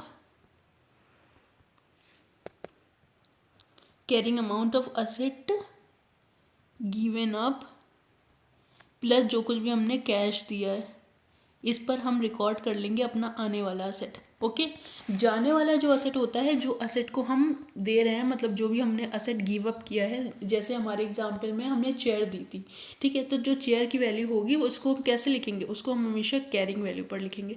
तो जो भी हमारा आउटगोइंग असेट है वो हमेशा हम कैरिंग वैल्यू पर रिकॉर्ड करेंगे। एंड जो हमारा इनकमिंग असेट है उसको हम, अगर वो ट्रांजैक्शन कॉमर्शियल सब्सटेंस लैक करता है तो हम उसको क्या करेंगे, हम उसको carrying amount of asset given up plus cash paid पर लिखेंगे। और अगर वो ट्रांजैक्शन जो कॉमर्शियल सब्सटेंस होता है उसको लैक नहीं कर रहा है तो उस केस में हम उसको कैसे लिखेंगे, हम उसको फेयर वैल्यू पर लिखेंगे, does not lack commercial substance. Okay, तो उस केस में हम क्या करेंगे, हम उसको लिखने कैसे वाले हैं, हम उसको लिखेंगे fair value of asset given up, fair value of asset given up plus cash paid, and और अगर यहाँ पर हमें fair value of asset given up मिल ही नहीं रही है तो उस केस में क्या करेंगे, हमारी दूसरी प्रायोरिटी आ जाती है carrying amount of fair value of asset acquired. ठीक है, जितना हमने गिव अप किया हमें उसकी वैल्यू ही नहीं पता चल रही, तो हमें जो मिला है हम उसकी वैल्यू लिख लेंगे। ठीक है, fair value of asset acquired, ये कब लिखने वाले हैं हम, ये हम कब लिखने वाले हैं, ये हम तब लिखने वाले हैं जब हमारे पास क्या होगा, जब हमारे पास इनकमिंग असेट होगा। आउट गोइंग असेट के केस में हमेशा आउट गोइंग की कॉस्ट में हम हमेशा कैरिंग अमाउंट पर लिखेंगे, लेकिन जो इनकमिंग असेट है तो हम उसमें देखेंगे whether it lacks commercial substance और नॉट। अगर वो लैक करता है तो carrying amount of asset given up plus cash paid, अगर वो नहीं लैक करता है तो उस केस में fair value of asset given up plus cash paid. And अगर ये हमें नहीं मिल पा रहा है, अगर ये हमारे लिए अवेलेबल नहीं हो पाया, ठीक है, अगर ये fair value of asset given up हमें नहीं मिल रहा है तो उस केस में हम fair value of asset acquired पर हम उसे रिकॉर्ड कर लेंगे। ठीक है, इसको आप इन शॉर्ट लिख लो, ज़रूर से लिख लो, नहीं लिख पा रहे हो तो स्क्रीनशॉट ले लो, बाद में लिख लेना, बट लिख ज़रूर लो, इस पर क्वेश्चन बनते हैं एग्जाम में। सो अब इसी पर हम एक एग्जाम्पल देखते हैं। It is here on page number 5.59। ये एग्जाम्पल में क्या है, एक्सचेंज ऑफ असेट का ही एग्जाम्पल है, इससे आपको और भी कॉन्सेप्ट क्लियर हो जाएगा। ठीक है, यहाँ पर प्लोटो लिमिटेड है, it owns lands and building which are carried in the balance sheet at the aggregate carrying amount of 10 million. ठीक है, इनके पास एक असेट है लैंड एंड बिल्डिंग, उसकी जो कैरिंग वैल्यू है वो है 10 मिलियंस। ओके फाइन, और फेयर वैल्यू किसकी है, फेयर वैल्यू ऑफ असेट जो प्लूटो लिमिटेड के पास है। एक मिनट मैं इसको और अच्छे से लिखने की कोशिश करती हूँ। यहाँ पर जो इनके पास असेट है, stroke a little less, okay, यहाँ पर प्लूटो के पास क्या असेट है, प्लूटो के पास जो असेट है, एक मिनट, सो प्लूटो के पास जो असेट है, प्लूटो के पास कौन सी असेट है, प्लूटो के पास है land and building. Okay, Pluto के पास है लैंड एंड बिल्डिंग, और वो इसको किससे चेंज कर रहा है देखते हैं। चलो, प्लूटो के पास है land and building, and Pluto उस लैंड एंड बिल्डिंग को किससे चेंज कर रहा है, प्लूटो उस लैंड एंड बिल्डिंग को चेंज कर रहा है with a private jet. Okay, with A private jet which has a fair value, मतलब कि जो हमारी ये फेयर वैल्यू 20 मिलियंस की दी हुई है, ये हमारी इनकमिंग एसेट की फेयर वैल्यू है। तो हम इनकमिंग एसेट की फेयर वैल्यू नहीं लिखते हैं यहाँ पर, हम ये एज्यूम करते हैं, जो कि हमारे यहाँ पर एज्यूम किया गया है, that the transaction has commercial substance, मतलब transaction does not lack commercial substance, and when the transaction does not lack commercial substance, हम किस पर इसको रिकॉर्ड करते हैं, हम रिकॉर्ड करते हैं fair value of asset given up plus cash paid. तो fair value of asset given up कितनी है, fair value of asset given up कितनी यहाँ पर अवेलेबल है प्लूटो के पास, fair value of asset given up, ये जो आपको मैं पीडीएफ पर नोट डाउन कर रही हूँ, ये पीडीएफ आपको मेरे टेलीग्राम चैनल पर मिल जाएगा। Okay, so fair value of asset given up plus cash paid, इस पर हम रिकॉर्ड करेंगे अपनी इनकमिंग एसेट को। तो कितना यहाँ पर है हमारे पास फेयर वैल्यू, यहाँ पर दिया हुआ है हमारा fair value, yes, fair value of such an asset is 15 million, और हमने कैश कितना दिया है, हमने कैश दिया है 3 मिलियंस का। ओके, तो मतलब कि टोटल हमारे पास कितनी वैल्यू हो गई यहाँ पर, टोटल हमारे पास वैल्यू हो गई, ये हो गया हमारा 15 millions, wait wait wait wait, ये हो गया हमारा 15 मिलियंस, एंड कैश हमने कितना दिया 3 मिलियंस, तो टोटल हमारे पास कितना हुआ है, टोटल हमारे पास हुआ 18 million. Okay, so we are going to write it on 18 millions. ठीक है, देखो answer, recognition of fair value of the asset acquired 18 millions पर, एंड उसके बाद में जो हमने carrying value of the land and building dispose of, तो हमने कितने की कैरिंग वैल्यू डिस्पोज ऑफ करी है, जो प्लूटो के पास लैंड एंड बिल्डिंग थी उसकी वैल्यू कितनी थी, उसके पास वैल्यू थी 10 मिलियंस। ठीक है, तो यहाँ पर लैंड एंड बिल्डिंग की वैल्यू कितनी आ रही है, यहाँ पर लैंड एंड बिल्डिंग की जो वैल्यू आ रही है वो आ रही है 10 मिलियंस। तो टोटल प्रॉफिट कितना हो गया यहाँ पर, टोटल प्रॉफिट हमारे यहाँ पर हुआ है, टोटल प्रॉफिट हमारे यहाँ पर हुआ है 15 मिलियंस माइनस 10 मिलियंस, मतलब कि 5 मिलियन का हमारा प्रॉफिट यहाँ पर हो गया है। ओके, मतलब 15 मिलियन की चीज़ को, जो हमारे पास 10 मिलियन की चीज़ थी उसके बदले हमने 15 मिलियंस की चीज़ को ले लिया है, तो ये 5 मिलियंस का हमारे पास प्रॉफिट हो गया। सो लेट्स हैव अ लुक, हमारे पास ये profit on exchange of asset 5 millions, और इसकी जर्नल एंट्री पीपीई जो हमारे पास आया है, मतलब प्राइवेट जेट आया है 18 मिलियंस का, एंड पीपीई जो हमारे पास से गया, क्या गया हमारे पास, क्या था हमारे पास लैंड एंड बिल्डिंग थी 10 मिलियंस की, वो हमारे पास से गया, कैश हमने कितना दिया 3 मिलियंस, एंड प्रॉफिट कितना हुआ 5 मिलियंस। ठीक है, तो ये हो गई हमारी जर्नल एंट्री। नेक्स्ट कॉन्सेप्ट आता है measurement after recognition. After recognition हम पीपी को कैसे रिवैल्यू करते हैं, सबसे पहले तो हम कॉस्ट मॉडल पर रिवैल्यू करते हैं। कॉस्ट का मतलब क्या होता है, cost minus depreciation minus impairment carrying amount आ गया। ठीक है, कॉस्ट हमने पहले पढ़ लिया है कि एलिमेंट ऑफ कॉस्ट में क्या क्या आता है, वो सारा कुछ हम पढ़ चुके हैं। तो या तो हम कॉस्ट मॉडल लगा सकते हैं सब्सिक्वेंटली, और हम दूसरा रिवैल्यूएशन मॉडल लगा सकते हैं। ठीक है, इनिशियल मैंने आपको क्या बताया था, इनिशियली मैंने आपको बताया था that initially we can use only where it is, yes, initially हम क्या यूज़ कर सकते हैं, इनिशियली तो सिर्फ हम कॉस्ट मॉडल यूज़ करते हैं, बट सब्सिक्वेंटली मतलब आफ्टर रिकॉग्निशन हम क्या यूज़ कर सकते हैं, after recognition we can use both cost as well as revaluation model, हम दोनों मॉडल यूज़ कर सकते हैं। ओके, तो मैं इसको भी मार्क कर देती हूँ that after recognition we can use cost model as well as the revaluation model, we can use both models, revaluation model भी हम यूज़ कर सकते हैं, there is no issue in it. Okay, revaluation model और cost model में क्या फ़र्क होता है? कोई डिफरेंस नहीं होता है ऐसा, सिर्फ इतना डिफरेंस होता है कि जो कॉस्ट मॉडल होता है हम उसमें जितना भी फेयर वैल्यू रिवैल्यूएशन होता जाता है हम उसको कंसिडर नहीं करते हैं। बट रिवैल्यूएशन मॉडल में अगर हमारी एसेट की रिवैल्यूएशन हुई है और उसमें फेयर वैल्यू कुछ और आ रही है तो हम उसको फ़ौरन से रिवैल्यू करते हैं और उसका रिवैल्यूएशन को हम इंक्लूड करते हैं। मीन्स कि कॉस्ट मॉडल में हम क्या करते हैं, जितना भी कॉस्ट होता है माइनस एक्यूमुलेटेड डेप्रिसिएशन इम्पेयरमेंट वो कैरिंग अमाउंट हो जाता है। और रिवैल्यूएशन मॉडल में जितनी हमारी फेयर वैल्यू माइनस से डेप्रिसिएशन माइनस इम्पेयरमेंट तब जाके कैरिंग अमाउंट आता है। ठीक है, मतलब कि कॉस्ट की जगह हम फेयर वैल्यू को कंसिडर करते हैं।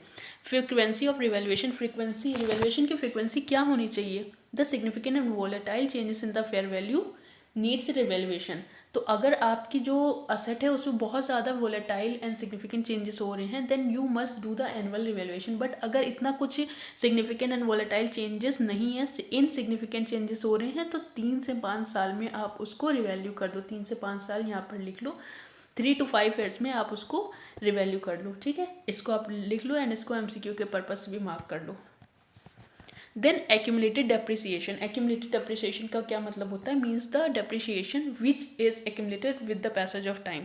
1 साल का, 2 साल का, 3 साल का, सबको उठा कर इकट्ठा कर दिया, that becomes the accumulated depreciation. और ये वैसे भी आप लोग को पता है। देन यहाँ पर एक्यूमुलेटेड डेप्रिसिएशन का एक क्वेश्चन है, so let's solve this question. This is an important question क्योंकि यहाँ पर हम 2 मेथड कंसिडर करने वाले हैं। कभी भी एक्यूमुलेटेड डेप्रिसिएशन के जो भी मेथड ऑफ रिवैल्यूएशन होता है उसमें 2 मेथड हमारे इंडियंस ने प्रोवाइड किया है। First is depreciation elimination approach, the depreciation elimination approach. Then second is restatement approach. तो ये कैसे होता है? देखो, जो हमारा बहुत सिंपल सा क्वेश्चन है, एक बार में आपको समझ में आ जाएगा।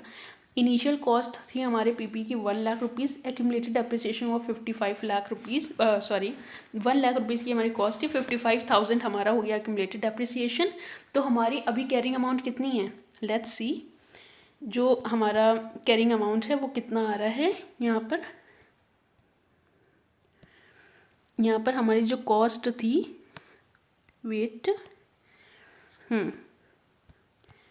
जो हमारी यहाँ पर कॉस्ट थी वो कॉस्ट थी 1 लाख रुपीज़।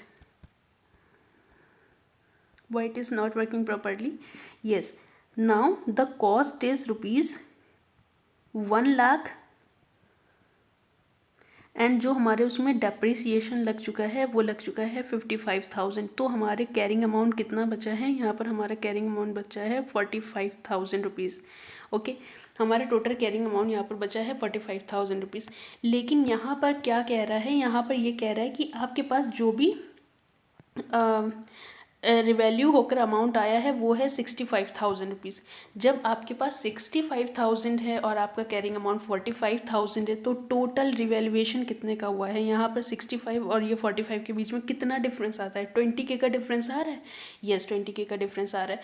तो यहाँ पर क्या बोलता है कि ये जो 20K है 65 और 45 के बीच का डिफरेंस, वेट, 20K का, ये हो गया हमारा जो भी हमारा गेन है, फेयर वैल्यू गेन। तो ये हमारे रिवैल्यूएशन रिजर्व में ट्रांसफ़र हो जाएगा क्योंकि ये हमारा फेयर वैल्यू का गेन है। Okay, so let's have a look. Accumulated depreciation हमने डिडक्ट किया, जैसे यहाँ पर डिडक्ट किया वैसे यहाँ पर इन्होंने जर्नल एंट्री दी है। एक्यूमुलेटेड डेप्रिसिएशन टू असेट की कॉस्ट को कम किया 55,000 से, तो हमारी असेट की कॉस्ट 45K बची है। देन असेट की कॉस्ट टू रिवैल्यूएशन रिजर्व, मतलब असेट की कॉस्ट को हमने फिर से बढ़ा दिया टू रिवैल्यूएशन रिजर्व 20,000 रुपये से।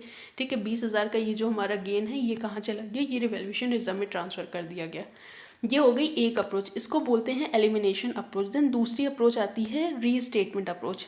ठीक है, रीस्टेटमेंट अप्रोच, इसमें क्या हम करते हैं? इसमें हम बिल्कुल भी एलिमिनेट नहीं करते। जैसे हमने फर्स्ट अप्रोच में क्या किया है, एक्यूमुलेटेड डेप्रिसिएशन को यहाँ से रिड्यूस कर दिया। ये देखो, यहाँ से इसको लेस किया एक्यूमुलेटेड डेप्रिसिएशन को। तो यहाँ पर जो हमने एक्यूमुलेटेड डेप्रिसिएशन को लेस किया तो इससे हमारा 45,000 का जो नेट वैल्यू था, नेट कैरिंग अमाउंट, वो मिल गया। लेकिन रीस्टेटमेंट अप्रोच में ऐसा नहीं करते। रीस्टेटमेंट अप्रोच में हम जो भी रिवैल्यूएशन का इफेक्ट होता है वो इफेक्ट हम डायरेक्टली पीपी के ऊपर ले आते हैं। ठीक है, कैसे ले आते हैं? देखो, यहाँ पर हमारा जो कैरिंग अमाउंट है, कैरिंग अमाउंट कितना है? कैरिंग अमाउंट है 45,000, फेयर वैल्यू कितना है? 65,000, मतलब टोटल 20K का हमारा सरप्लस हुआ है। ठीक है, you know this very well. And यहाँ पर हम क्या देखेंगे कि टोटल हमारा कितना परसेंट सरप्लस अवेलेबल है, कैरिंग अमाउंट का कितना परसेंट हमें सरप्लस मिला है। तो यहाँ पर हम क्या करने वाले हैं, यहाँ पर we are going to check कि कैरिंग अमाउंट का हमें कितना सरप्लस अवेलेबल हुआ है। ओके, सो टोटल हमारे पास कितना गेन मिला है। यहाँ पर गेन का अमाउंट है 20,000 और जो हमारा कैरिंग अमाउंट है, तो कैरिंग अमाउंट कितना है, कैरिंग अमाउंट है वेट 45,000। ठीक है, तो 45,000 हमारा कैरिंग अमाउंट है। तो टोटल कितने परसेंट हमारा जो गेन है वो आया है, तो 20,000 wait, let me use a different colour, 20,000 divided by 45,000, ये कितना होगा, 20,000 डिवाइडेड बाय 45,000 हमारा आया 44.44%। ओके, टोटल इतना हमारा रिवैल्यूएशन गेन आया। तो अब हम क्या करेंगे, अब हम इसका इफेक्ट लेंगे। इफेक्ट कैसे लेंगे, जितना भी हमारा इफेक्ट आएगा वो टोटल, हम टोटल एसेट को इतने से बढ़ा देंगे। ठीक है, तो टोटल एसेट की हमारी जो वैल्यू थी वो वैल्यू कितनी थी, the value was ₹1,00,000। Okay, 1,00,000 rupees की वैल्यू थी, हम उसको जो भी इसका इफेक्ट आया है हम उससे कैरिंग अमाउंट बढ़ा देंगे। मतलब 1,00,000 इंटू 44.44%, ये रहा 1,00,000 into 44.44%। Wait, it doesn't looks good, तो मैं थोड़ा सा इसको अच्छे से लिख रही हूँ। 1,00,000 इंटू 44.44%, ये कितना आया, 4444 एंड वन मोर 4। तो टोटल इतना हमारा क्या आया, इतना आया हमारा revaluation surplus. Okay, total asset को हमने कितने से बढ़ा दिया, टोटल एसेट को हमने बढ़ा दिया 44,444 से। तो जब हमने असेट बढ़ाया हमें डेप्रिसिएशन भी बढ़ाना पड़ेगा। तो डेप्रिसिएशन कितना है, डेप्रिसिएशन का अमाउंट है हमारे पास टोटल, ये रहा, डेप्रिसिएशन का अमाउंट है 55,000। ओके, डेप्रिसिएशन का कितना अमाउंट है, वेट, डेप्रिसिएशन का अमाउंट है हमारे पास 55,000। ओके, तो 55,000 को भी हम इंक्रीज़ करेंगे। तो वो हमने क्या किया, यहाँ पर 55,000 को भी हमने इंक्रीज़ किया। और जैसे ही यहाँ पर हमने 55,000 इंटू 44.44% किया, वैसे ही इन दोनों का डिफरेंस हमारे पास आ गया रिवैल्यूएशन रिजर्व। मतलब दोनों ही अप्रोच में जितना भी रिवैल्यूएशन रिजर्व आएगा वो सेम आएगा, कोई डिफरेंस नहीं है। जो हमारी फर्स्ट अप्रोच थी उसमें भी हमारा रिवैल्यूएशन रिजर्व सेम ही आ रहा था, दिस इज़ 20,000, एंड यहाँ पर भी हमारा रिवैल्यूएशन रिजर्व सेम आ रहा है। ठीक है, तो ये दोनों सेम ही रहेंगे एंड यहाँ पर हमारे कोई डिफरेंस नहीं रहेगा। Okay, they both shall remain same in both the approaches. तो यहाँ पर आप देखो ना क्या किया है, यहाँ पर फर्स्ट वाली मेथड में हमने डेप्रिसिएशन को एलिमिनेट किया है, वेयरएज इन सेकेंड वाली मेथड हमने डेप्रिसिएशन को एलिमिनेट नहीं किया है, हमने बस जितना भी अमाउंट ऑफ गेन था उससे हमने एसेट बढ़ाया, डेप्रिसिएशन बढ़ाया, बैलेंसिंग फिगर आ गया हमारा रिवैल्यूएशन रिजर्व। ओके, सो ये आपके लिए एक इम्पॉर्टेंट क्वेश्चन हो सकता है, बिकॉज ये एग्जाम में आपसे डायरेक्टली एमसीक्यू में पूछ सकते हैं, तो इसको थोड़ा सा ध्यान से पढ़िए। Next is that revaluation model for entire class. उससे पहले उसका थोड़ा सा कॉन्सेप्ट समझते हैं। देखो, जो भी हमारे रिवैल्यूएशन होता है वो हम सेम क्लास पर, सेम नेचर ऑफ असेट पर करते हैं। Like this one is here, yes, यहाँ पर लिख लीजिए सेम क्लास पर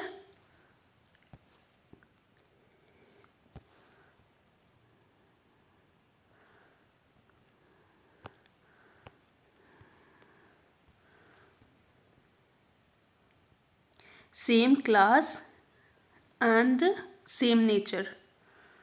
ठीक है, सेम क्लास पर हम सेम नेचर और सेम यूज़ के असेट को हम यूज़ करते हैं। Okay, same nature and same use. So this is that अगर हम इंटायर क्लास ऑफ असेट के लिए रिवैल्यूएशन करते हैं तो हमें उसको क्या करना होगा, हमें उसे सेम क्लास सेम नेचर पे एप्लीकेबल करा के, अगर सपोज हमारी एक लैंड है, लैंड, तो लैंड अलग है बट लैंड एंड बिल्डिंग है वो एक अलग क्लास है, क्योंकि इस पर बिल्डिंग भी बनी हुई है। तो इस पर एक हमारा TYK में बहुत अच्छा क्वेश्चन है, वो भी मैं आपको सॉल्व कराऊंगी, मे बी आज और may be in the next session, क्योंकि मैं उसको अभी के लिए होमवर्क दूंगी, आप एक बार उसको कवर करेंगे एंड उसके बाद हम नेक्स्ट सेशन में उसको डिस्कस करेंगे। इससे क्या होगा, इससे आपकी अंडरस्टैंडिंग बहुत अच्छी बन जाएगी। ओके, होमवर्क देने का मतलब अगर आपका IBS है तो होमवर्क को बिल्कुल हाथ से करना ऐसा ज़रूरी नहीं है, बस आप उसको एज एन ऑडिट भी करोगे ना कि ये भी हो गया, ये भी हो गया, ये भी हो गया, तो बस अंडरस्टैंडिंग पर्पस के लिए मैं दूंगी। बट अगर आप फाइनेंशियल रिपोर्टिंग कर रहे हो, मीन्स आप ग्रुप 1 देने वाले हो और उसके लिए मेरे लेक्चर रेफर कर रहे हो, तब उसको आपको हाथ से लिख कर करना ही होगा। Okay, otherwise you are losing somewhere. So these lecture are comprehensive lecture and these are available for both of you. चाहे आप FR कर रहे हो, चाहे आप IBS कर रहे हो, this is meant for both of you. So revaluation model for entire class. This is the question for same class and same nature. जैसे मैंने आपको ये बताया कि लैंड अलग क्लास की असेट है, लैंड एंड बिल्डिंग अलग है, मशीनरी अलग है, शिप अलग है, एयरक्राफ्ट अलग है, मोटर व्हीकल अलग है। ये सबको हम अलग अलग क्लास में आइडेंटिफाई करेंगे, एक क्लास में हम आइडेंटिफाई नहीं करेंगे। Okay, so revaluation model for entire Venus limited is a large manufacturing group. Okay, it owns a considerable number of industrial building, factories, warehouse, office building. तो अब यहाँ पर ये पूछ रहा है इंडस्ट्रियल बिल्डिंग इंडस्ट्रियल जोन में है, office building central business district में है, और वीनस लिमिटेड क्या कर रहा है, रिवैल्यूएशन मॉडल लगा रहा है subsequent measurement of the cost building. अच्छा, जो हिस्टोरिकल कॉस्ट मॉडल इंडस्ट्रियल, अब यहाँ पे वीनस लिमिटेड के पास में 3 तरह की बिल्डिंग्स हैं। यहाँ पर फैक्ट्रीज, वेयरहाउस है, ऑफिस बिल्डिंग है, इंडस्ट्रियल बिल्डिंग्स हैं जो कि इंडस्ट्रियल जोन में है, ऑफिस बिल्डिंग है जो सेंट्रल बिजनेस डिस्ट्रिक्ट में है। तो वो दोनों पर अलग अलग मॉडल लगाने की कोशिश कर रहा है। ठीक है, ये वीनस लिमिटेड क्या कह रहा है कि इंडस्ट्रियल बिल्डिंग पर हम क्या लगाएंगे, इंडस्ट्रियल बिल्डिंग पर हम लगाने वाले हैं wants to apply the revaluation model to the subsequent measure of office building. Office building पर हम क्या लगाने वाले हैं, रिवैल्यूएशन मॉडल। इसको हम रिवैल्यूएशन करना चाहते हैं, लेकिन जो हमारी इंडस्ट्रियल बिल्डिंग है हम उसको कॉस्ट मॉडल पर रखना चाहते हैं। तो बताओ क्या ये अलाउड है या नहीं। Pause the video and take. So what is the answer? The answer is that office building can be clearly distinguished from the industrial building. Industrial building का अलग यूज़ है, ऑफिस बिल्डिंग का अलग यूज़ है, तो क्या हम उसको अलग अलग क्लास मान सकते हैं? बिल्कुल मान सकते हैं। इंडिया 16 ने बोला है क्लास बाय क्लास बेसिस पर आप अपना मॉडल चेंज कर सकते हो। तो वीनस लिमिटेड क्या कर सकता है, वीनस लिमिटेड सेपरेट डिस्क्लोजर देगा 2 क्लास का, एंड उस एक पर कॉस्ट मॉडल और एक पर इवैल्यूएशन मॉडल आराम से लगा सकता है। ठीक है, इस पर एक TY के बहुत अच्छा क्वेश्चन है। Then next topic is treatment of surplus और डिफिसिट अराइजिंग ऑन रिवैल्यूएशन। अगर जो हमारा गेन और लॉस रिवैल्यूएशन का आता है, रिवैल्यूएशन गेन, रिवैल्यूएशन लॉस, हम उसको कैसे अकाउंट फॉर करेंगे अपने बुक्स में। तो इसके लिए ये डायग्राम है, and mark this diagram as laddoo. ठीक है, this is an important diagram, आप इसको एज ए लड्डू मार्क कर लो, because it may have MCQs in your examination. So what is the treatment? अगर आपने फर्स्ट टाइम रिवैल्यूएशन किया है और उस रिवैल्यूएशन की वजह से आपके पास में गेन आ गया है, ठीक है, रिवैल्यूएशन किया है, वेट मैं इसको परमानेंटली लिख देती हूँ। Yes, you have done first time revaluation and उसके बाद आपके पास आ गया है गेन। फर्स्ट टाइम रिवैल्यूएशन के बाद आपके पास आया है गेन, तो आप क्या करोगे, उस गेन को आप लिखोगे OCI में। ठीक है, अदर कॉम्प्रिहेंसिव इनकम में। आपने फर्स्ट टाइम रिवैल्यूएशन किया है और आपके पास आया है लॉस, तो उस केस में आप क्या करोगे, उस लॉस को आप लिखोगे PL में। ठीक है, ये तो हो गया फर्स्ट टाइम रिवैल्यूएशन का। अब आपने सब्सिक्वेंट रिवैल्यूएशन किया उस पर्टिकुलर असेट का, और उस असेट की वजह से आपके पास क्या आ गया है, गेन। तो आपके पास पहले, अब आप ये देखोगे उस गेन को स्ट्रेट अवे, जैसे हमने यहाँ पर किया था कि उस गेन को उठाकर हमने OCI में डाल दी, इस गेन को हम उठाकर OCI में नहीं डालेंगे, हम इसको देखेंगे क्या पहले भी हमारे पास गेन था।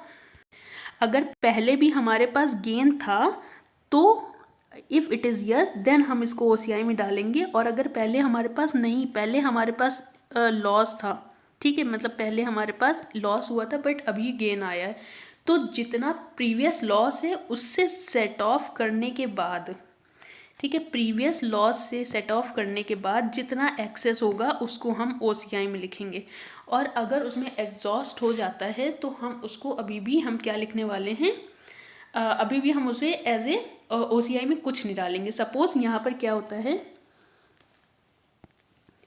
वेट यस, हमारे पास पहले का कितना गेन था, हमारे पास पहले का was there are increase in the yes ना, पहले का जो हमारे पास गेन था वो गेन था हमारे पास 10 रुपये, अब की बार हमारे पास गेन आया 20 रुपये।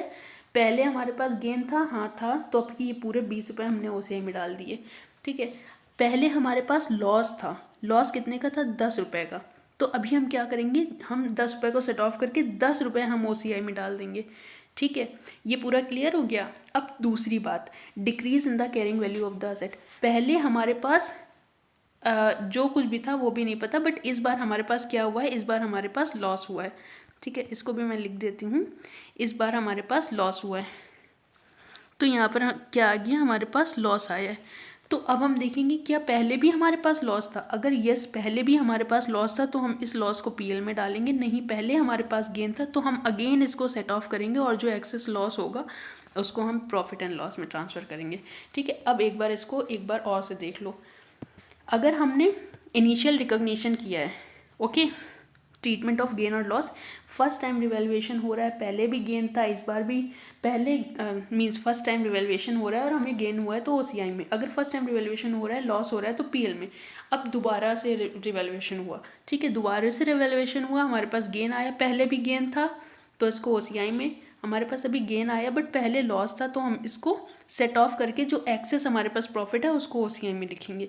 बट हमारे अब की बार हमारे पास लॉस आया है, पहले हमारे पास गेन था, सॉरी अब की बार हमारे पास लॉस आया है, तो क्या हम देखेंगे कि पहले भी लॉस था। अगर हाँ पहले भी लॉस था तो हम अभी वाले लॉस को उठाकर सीधे पीएल में डालेंगे, और पहले हमारे पास अगर गेन था तो हम उसको सेट ऑफ करेंगे और एक्सेस लॉस को पीएल में डालेंगे। सो this is the treatment of revaluation gain on loss. ये जितना भी आपको वर्किंग का पीडीएफ है ये आपको मेरे टेलीग्राम चैनल पर इजीली अवेलेबल हो जाएगा, so don't worry at all about it. Okay, then utilization of revaluation surplus. Utilization of revaluation surplus, ठीक है, ये जो क्वेश्चन है ये एक कॉन्सेप्ट पर बेस्ड है जिसमें हम अगर नॉन फ्री रिजर्व को फ्री रिजर्व में ट्रांसफ़र करते हैं तो हमारे पास एक ऑप्शन होता है। चलो एक काम करो, आप इसको यहाँ पर लिख ही लो। ठीक है, आप यहाँ पर छोटा छोटा इसको लिख लो, इसका एग्जाम्पल मैं आपको पूरा लिखवा देती हूँ कि अगर कोई नॉन फ्री रिजर्व है, नॉन फ्री रिजर्व अगर फ्री रिजर्व में ट्रांसफ़र होता है तो उस केस में क्या होता है, उस केस में हमारे पास नॉन फ्री रिजर्व अगर फ्री रिजर्व में ट्रांसफ़र होता है तो उस केस में हमारे पास एक ऑप्शन होता है। क्या ऑप्शन होता है, हमारे पास ऑप्शन होता है कि जो भी हमारे पास गेन या लॉस आया है, जो भी हमारे पास गेन आया है स्पेसिफिकली, उस गेन को हम क्या कर सकते हैं, उस गेन को हम रिटेन अर्निंग में ट्रांसफ़र कर सकते हैं। ठीक है, हम ऐसे रिटेन अर्निंग में कुछ भी ट्रांसफ़र नहीं करते हैं। जब ये स्पेसिफिकली इसी केस में होता है जब कोई नॉन फ्री रिजर्व में ट्रांसफ़र होता है। मतलब कि नॉन फ्री रिजर्व का एग्जांपल क्या हुआ, नॉन फ्री रिजर्व का एग्जांपल हुआ आपका, नॉन फ्री रिजर्व का जो एग्जांपल हुआ वो हुआ आपका revaluation surplus. Okay, revaluation surplus है, तो रिवैल्यूएशन सरप्लस को अगर हम क्या कर रहे हैं, हम उसको अगर फ्री रिजर्व में ट्रांसफ़र कर रहे हैं, फ्री रिजर्व का मतलब हो गया आपका retain earning. Okay, retain earning एक फ्री रिजर्व है, तो अगर हम रिवैल्यूएशन सरप्लस को रिटेन अर्निंग में ट्रांसफ़र कर रहे हैं तो जो हमारे पास एक्सेस डेप्रिसिएशन आएगा उस रिवैल्यूएशन की वजह से, उस रिवैल्यूएशन की वजह से अगर हमारे पास एक्सेस डेप्रिसिएशन आएगा तो हम उसका क्या करेंगे, हम उसको रिटेन अर्निंग में ट्रांसफ़र कर सकते हैं। Okay, so let's have a look कि यहाँ पर हम क्या करने वाले हैं, utilization of revaluation surplus. Okay, तो यहाँ पर एक item of PP was purchase for ₹9 lakh and it is estimated to have a useful life of 10 years and it is depreciated on SLM basis. Asset is revalued to ₹9,60,000 on 1 April 2003। मतलब कि 2 साल बाद 1 अप्रैल 2001 को हमने एसेट परचेज किया and 1 April 2003 को हमने revaluation किया। 2 साल का डेप्रिसिएशन लग चुका है, उसके बाद एसेट की कॉस्ट 9,60,000 है। सो सबसे पहले हम पहुँचे कि 1 अप्रैल 2003 को एसेट की कॉस्ट थी क्या, ये लिखा है 1 अप्रैल, ऐसे हमारे यहाँ पर 1 अप्रैल 2003 की कॉस्ट दी नहीं हुई है, तो चलो पहले हम निकाल लेते हैं। ठीक है, तो हमारे पास पीपी कितने का है, पीपी का जो कॉस्ट है वो कॉस्ट कितने की आ रही है, वेट यस, पीपी की जो कॉस्ट है वो हमारे पास कितने की है, 9 लाख रुपीज़ की। तो 9 लाख डिवाइडेड बाय 10 × 2, 2 साल का डेप्रिसिएशन कितना हुआ, 1,80,000। ओके 90,000 इंटू 2 1,80,000 इतना डेप्रिसिएशन हमारा हुआ है 2 ईयर्स का। ओके सो 1,80,000 तो टोटल कैरिंग अमाउंट कितना हुआ 9 लाख माइनस 1,80,000 टोटल हमारा कैरिंग अमाउंट हुआ 7,20,000। ओके ये हो गया हमारा कैरिंग अमाउंट। ओके नेक्स्ट आगे देखते हैं। यहाँ पर बोल रहा है कि an item of PP purchase for 9 lakh useful life 10 years and SLM basis पर हमने निकाल लिया carrying value. Okay then on 1 April 2003 तो ये जो हमारी वैल्यू है ये 1 अप्रैल 2003 की तो वैल्यू है। ये कब की वैल्यू है ये है 1 अप्रैल 2003 की वैल्यू 1 अप्रैल 2003 की carrying value carrying amount. Okay अब जब कैरिंग अमाउंट को हम कंपेयर करेंगे इस रिवैल्यूड अमाउंट से रिवैल्यूड अमाउंट कितना है रिवैल्यूड अमाउंट है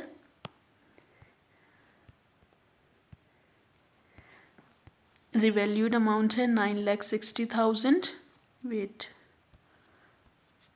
रिवैल्यूड अमाउंट है 9,60,000 9.6 लाख और जो हमारी कैरिंग वैल्यू है कैरिंग अमाउंट है वो है 7.2। तो हमारा टोटल जो रिवैल्यूएशन आया तो रिवैल्यूएशन सरप्लस कितने का आया रिवैल्यूएशन सरप्लस हमारे पास आया है 2.4 लैक्स का। ओके 2,40,000 का हमारे पास टोटल रिवैल्यूएशन सरप्लस आया। ओके करेक्ट इतनी हमने वर्किंग कर ली है। अब इसके बाद बोल रहा है कि हम इसको कैलकुलेट डेप्रिसिएशन कैलकुलेट करना है एंड रिवैल्यूएशन सरप्लस कैलकुलेट करना है। रिवैल्यूएशन सरप्लस हमने कैलकुलेट कर लिया दिस इज रिवैल्यूएशन सरप्लस 2,40,000।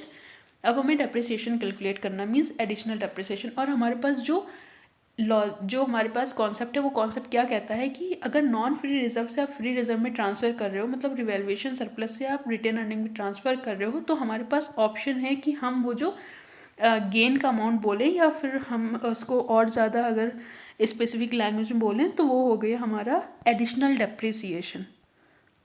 क्या हुआ वो हुआ हमारे पास एडिशनल डेप्रिसिएशन। ओके तो जो भी हमारा गेन का अमाउंट है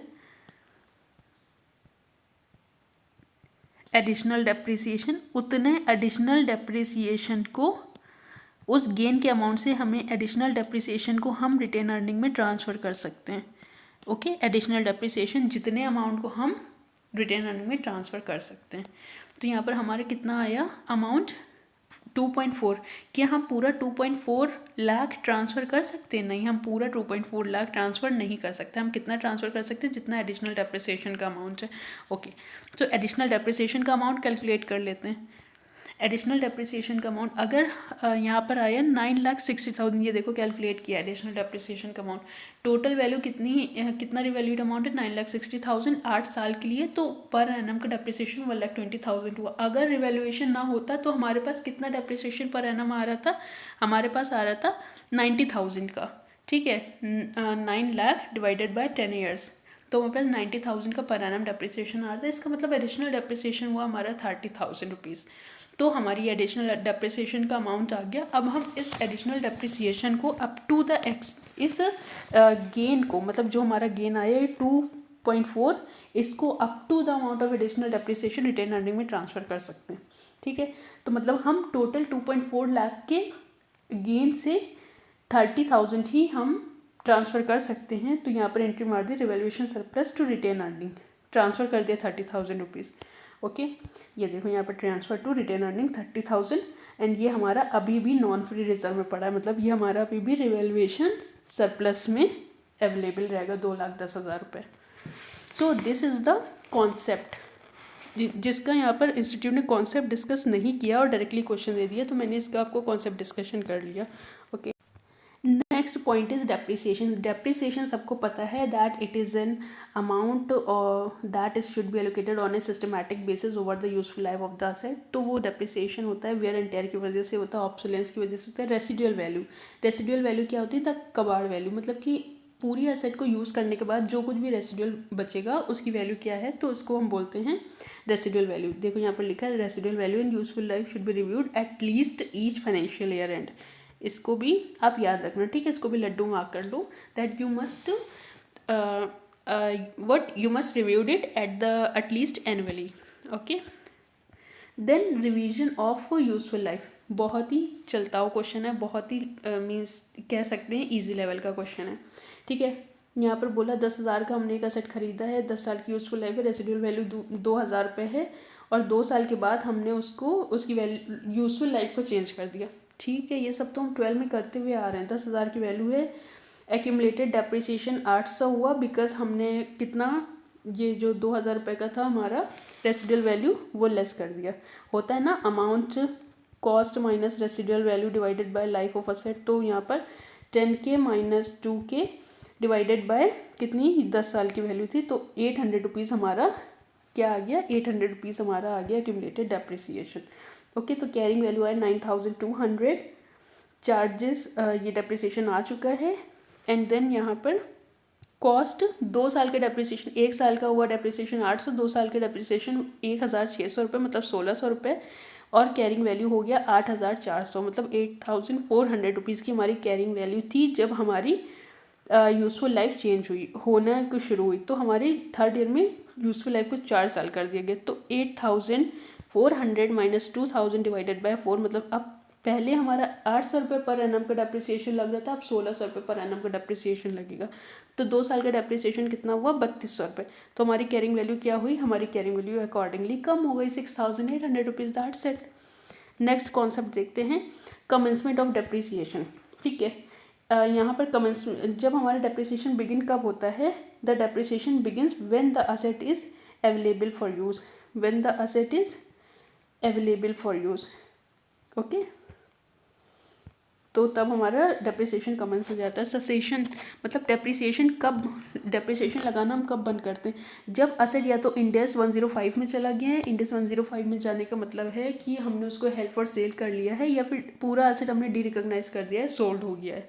ठीक है. असेट सोल्ड ही हो गया तो फिर हमें तो डेप्रिसिएशन बंद करनी पड़ेगा, और इंडेस 105 में डेप्रिसिएशन लगता नहीं है, हम आगे चल के पढ़ेंगे. Okay. Then what are the factors affecting the useful life of asset. Market read. ठीक है. ये सिर्फ रीड वाला पॉइंट है. एक्सपेक्टेड यूसेज ऑफ असेट ये 12th वाला पॉइंट है. देन impact of entities asset management policy, this is also read point. Depreciation method, अरे बाबा चेंज इन डेप्रिसिएशन मैथड रहता है, बहुत ही ईजी पॉइंट्स हैं. ठीक है. जब भी डेप्रिसिएशन मैथड हम चेंज करते हैं तो उसको हम कैसे अकाउंट फॉर करते हैं. देखो जल्दी से एक क्वेश्चन ही देख लो. An entity acquired an asset 3 years ago at a cost of 5 million. Okay. 3 साल पहले 5 million की कॉस्ट थी. डेप्रिसिएशन मेथड हमने 10% WDV पर लिया था. RBM रिड्यूसिंग बैलेंस मतलब WDV पर हमने लिया हुआ है. Okay. Eight the end of the third year entity estimate that the remaining useful life of the asset is 5 lakh and 8 years की यहाँ पर कॉस्ट हो गया है. वेट.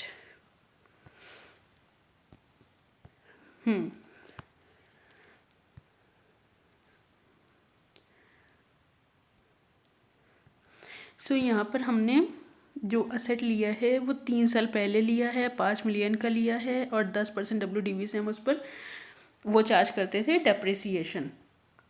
ओके. अब 3 साल बाद उस असेट की जो यूजफुल लाइफ है, जो कि अब 7 साल हो जाना चाहिए, 3 साल नहीं, 7 साल नहीं होना चाहिए, क्योंकि पहले हम एसएलएम तो नहीं ले रहे थे. बट अभी उसकी जो यूज़फुल लाइफ है हमने उसको असेस किया है कि वो 8 years की है. एंड हमने उस पर क्या किया है, स्ट्रेट लाइन मेथड लगाना स्टार्ट कर दिया है. और उसको हमने उस रिवीजन के लिए वो क्या मांग रहा है, वो कह रहा है डेप्रिसिएशन बताइए. तो भाई डेप्रिसिएशन बताना कितना आसान है. सबसे पहले तो हमने क्या किया, हमने यहाँ पर लिया डेप्रिसिएशन चार्जेस 5 लाख रुपीज़. कैसे आए भाई, 5 million divide into 10%. 5 million into 10% कितना आ गया हमारा, 5 लाख. अब 5 lakh into 10% minus 5 lakh. 5 million into 10% कितना हुआ, 5 लाख का हुआ. तो 5 million. दूसरा हमारा डेप्रिसिएशन कैसे आएगा, दूसरा डेप्रिसिएशन आएगा 5 million minus 5 lakh divided by weight 10% WDV था इंटू 10%, ये आ गया 4,50,000. तीसरा डेप्रिसिएशन कैसे निकालेंगे, 5 million minus 5 lakh minus 4.05 lakh into 10%, ये आ गया 4,05,000. एंड उसके बाद बोल रहा है कि हमारी जो असेट की लाइफ थी वो चेंज हो गई है, 8 ईयर्स हो गई है। तो यहाँ पर देखो, अब जब 8 ईयर्स की लाइफ हो गई है तो हमारे पास अभी बैलेंस कितना बचा, बैलेंस हमारे पास बचा है 5 million minus 5 lakh minus 4.05 lakh, इतना हमारे पास बैलेंस बचा है। ठीक है, तो अब हम कितना डेप्रिसिएशन लगाएंगे, ये बचा है हमारे पास बैलेंस। ठीक है, तो अब हम इस पर कितना डेप्रिसिएशन लगाएंगे, divided by 8 years, that's it. क्या आ जाएगा, डिवाइडेड बाय 8 ईयर्स करने पर हमारा ये वैल्यू आ जाएगा 4,55,625। तो ये हमारा हो गया फ्रॉम ईयर 4 टू ईयर 1 का डेप्रिसिएशन। ओके, तो ये हमारा हो गया ईयर 1 टू ईयर 4 का डेप्रिसिएशन।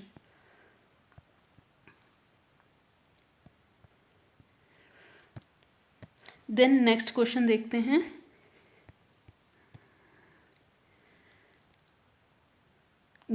ये रहा 3645 डिवाइडेड बाई 8, ये हमारा पर एनम का डेप्रिसिएशन हो गया। ठीक है, तो डेप्रिसिएशन पर यह इन्होंने बोला है, थोड़ा सा चार्ट बनाया कि फेयर वैल्यू कैरिंग वैल्यू से ज़्यादा है तो डेप्रिसिएशन चार्ज होगा, फिर रेसिडुअल वैल्यू अगर ज़्यादा है कैरिंग वैल्यू से तो डेप्रिसिएशन हमेशा 0 आएगा, और जब असेट यूज़ होने के काबिल ही नहीं है तो हम उस पर डेप्रिसिएशन चार्ज क्यों करेंगे। ठीक है, डेप्रिसिएशन सीज हो जाएगा। देन इम्पेयरमेंट की बात की है। इम्पेयरमेंट हमने बोला था कि इंडेक्स 36 में अच्छे से पढ़ेंगे, तो इंस्टीट्यूट के मॉड्यूल में भी ये लिखा है कि आप इंडेक्स 36 में अच्छे से पढ़ना, लेकिन मैंने आपको ऑलरेडी थोड़ी सी इन्फॉर्मेशन दे दी थी कि इम्पेयरमेंट क्या होता है, आप बस वही कॉन्सेप्ट अपने दिमाग में रखो, उतना अभी काम चला देगा। ठीक है, देन कॉन्सेप्ट कॉम्पनसेशन फॉर इम्पेयरमेंट। अगर असेट की कॉस्ट गिर गई है और उसके लिए किसी थर्ड पार्टी ने अपने आप को रिस्पॉन्सिबल माना है और उसका कॉम्पनसेशन देती है, तो उस केस में हम क्या करेंगे, उस केस में हम उस कॉम्पनसेशन के अमाउंट को प्रॉफिट एंड लॉस में ट्रांसफ़र कर देंगे, बस इतना ही है। Then derecognition. Derecognition, हम असेट को डी रिकॉग्नाइज कब करते हैं, या तो वो डिस्पोज ऑफ हो गई है and no future economic benefit are expected from the use और डिस्पोजल, मतलब अब हम उस असेट से अब हमें लगता नहीं ना कि अब हमें कोई और बेनिफिट मिलने वाला है, तो उस केस में हम क्या करेंगे, हम उसको डी रिकॉग्नाइज कर देंगे। क्यों, हम अपनी बुक्स में लिख के रखेंगे, जब उसमें से हमें फ्यूचर इकोनॉमिक बेनिफिट अवेलेबल अब मिलने वाला है ही नहीं, तो हम क्या करेंगे, हम उसको दूसरे अपने बुक से डी रिकॉग्नाइज कर देंगे। और डिस्पोजल मतलब वो सेट बिक चुकी, तो जब वो सेट ही नहीं है तो हम उसे अपनी बुक में लिख कर क्या करेंगे। ठीक है, तो यहाँ पर हो गया डी रिकॉग्निशन का। डिस्क्लोजर का पॉइंट, ये पूरी तरह से रीड वाला पार्ट है। ठीक है, इसको आप रीड कर लेना, ये सिर्फ डिस्क्लोजर, इसमें एज सच अंडरस्टैंडिंग वाली कोई चीज़ नहीं है, you may read it. And then additional recommended disclosures. Okay, हाँ, ये एक नया क्वेश्चन है जो कंपोनेंट अकाउंटिंग में, मैंने आपको बोला था ना कि जो कंपोनेंट अकाउंटिंग का क्वेश्चन था रिप्लेसमेंट ऑफ पार्ट का, दिखाती हूँ कहाँ पर है।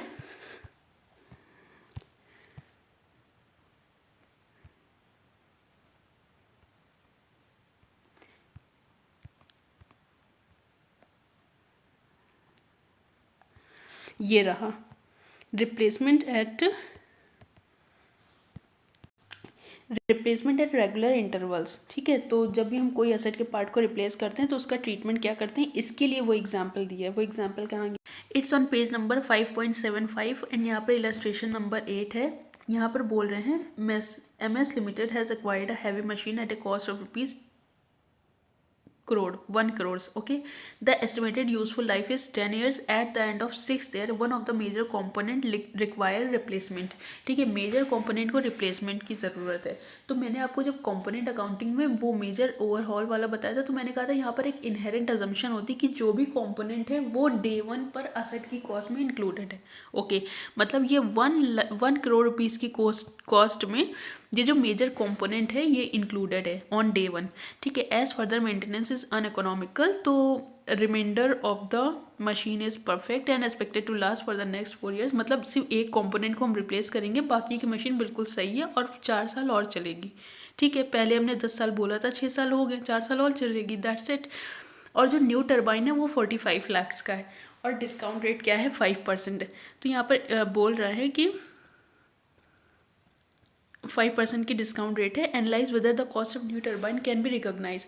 जो भी न्यू टर्बाइन की कॉस्ट है, क्या वो हम एज एन असेट रिकॉग्नाइज कर सकते हैं या नहीं। हाँ, बिल्कुल कर सकते हैं भाई, वो हमारे लिए असेट है, न्यू असेट है 45 लाख का, हम उसको क्यों नहीं अपने असेट की कॉस्ट बनाएंगे। If yes then apply the accounting treatment relevant to it. हम उसको कैसे अकाउंट फॉर करेंगे, इसको हमें यहाँ पर देखना है। ओके, चलो इसको सॉल्व करते हैं, ठीक है। सबसे पहले जो हमारी असेट की कॉस्ट थी ऑन डे 1 वो कितनी कॉस्ट थी? ओके, असेट की कॉस्ट थी हमारी 1 करोड़ रुपीज़, ठीक है। 1 करोड़ रुपीज़ असेट की कॉस्ट थी ऑन डे 1। 6 साल हो चुके हैं तो हमने 6 साल का डेप्रिसिएशन लेस कर दिया। 1 crore divided by 10 years into 6, total कितना हुआ? 0.6 करोड़, ठीक है। तो अब असेट की कॉस्ट कितनी बची है? 0.4 CR, ठीक है। मतलब 40 लाख रुपए असेट की कॉस्ट अभी बची है। उसमें मैंने क्या किया है? न्यू टरबाइन ऐड किया। न्यू टरबाइन अभी ख़रीदा है ना, जो रिप्लेस कर रहा है, ठीक है। तो न्यू टरबाइन हमने ऐड कर दिया, कितने का? 0.45 करोड़, ठीक है। 45 लाख रुपए का न्यू टरबाइन हमने ऐड कर दिया। अब इसमें से जब हमने न्यू कोई चीज़ खरीदी उसको असेट की कॉस्ट में ऐड किया है, तो जो भी ओल्ड टरबाइन की वैल्यू है हम उसको लेस करेंगे, लेस ओल्ड टरबाइन, ठीक है। ओल्ड टरबाइन की वैल्यू को हम क्या करेंगे? यहाँ से लेस करेंगे, ठीक है। अभी देखते हैं ओल्ड टरबाइन की वैल्यू कितनी है। ओल्ड टरबाइन की वैल्यू चूंकि ऑन डे 1 असेट की कॉस्ट में इंक्लूडेड थी, तो यहाँ पर हम क्या करेंगे? Calculation of the value of old turbine, calculation of value of old turbine, old turbine, okay.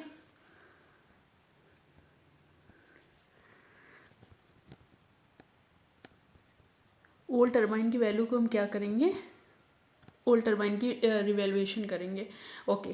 तो यहाँ पर कितना था? यहाँ पर हमारा 45 लाख का हमारा जो हमें ओल्ड टरबाइन की वैल्यू नहीं पता, तो हम ये मानते हैं कि जितना हमारा आज की वैल्यू है न्यू टरबाइन की, उतना ही डे 1 पर हमारा वो कंपोनेंट पड़ा होगा जब हमने डे 1 पर वो एसेट खरीदी होगी, ठीक है। तो 45 लाख का ओल्ड टरबाइन है। अब हमारा जो डिस्काउंट रेट था वो कितना है? वो है 5%। तो अगर 45 लाख रुपए आज की कॉस्ट है, तो आज से 6 साल पहले उसकी कॉस्ट कितनी रही होगी? तो 6 साल पहले की कॉस्ट निकालने के लिए 1.05 इंटू 6 करेंगे, तो 45 लाख इंटू 1.05 द पावर 6 करिए इसको कैलकुलेटर पर। ये आया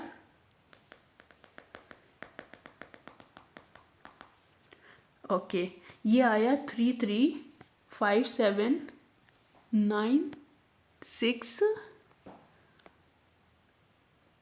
ओके, वेट 969, ओके।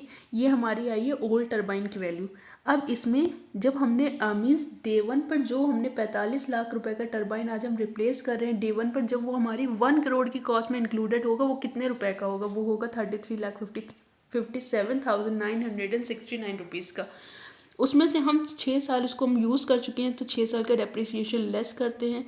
तो 6 ईयर्स का हमने उसमें से डेप्रिसिएशन लेस किया, तो डेप्रिसिएशन लेस करेंगे 33,57,969 divided by 10 years into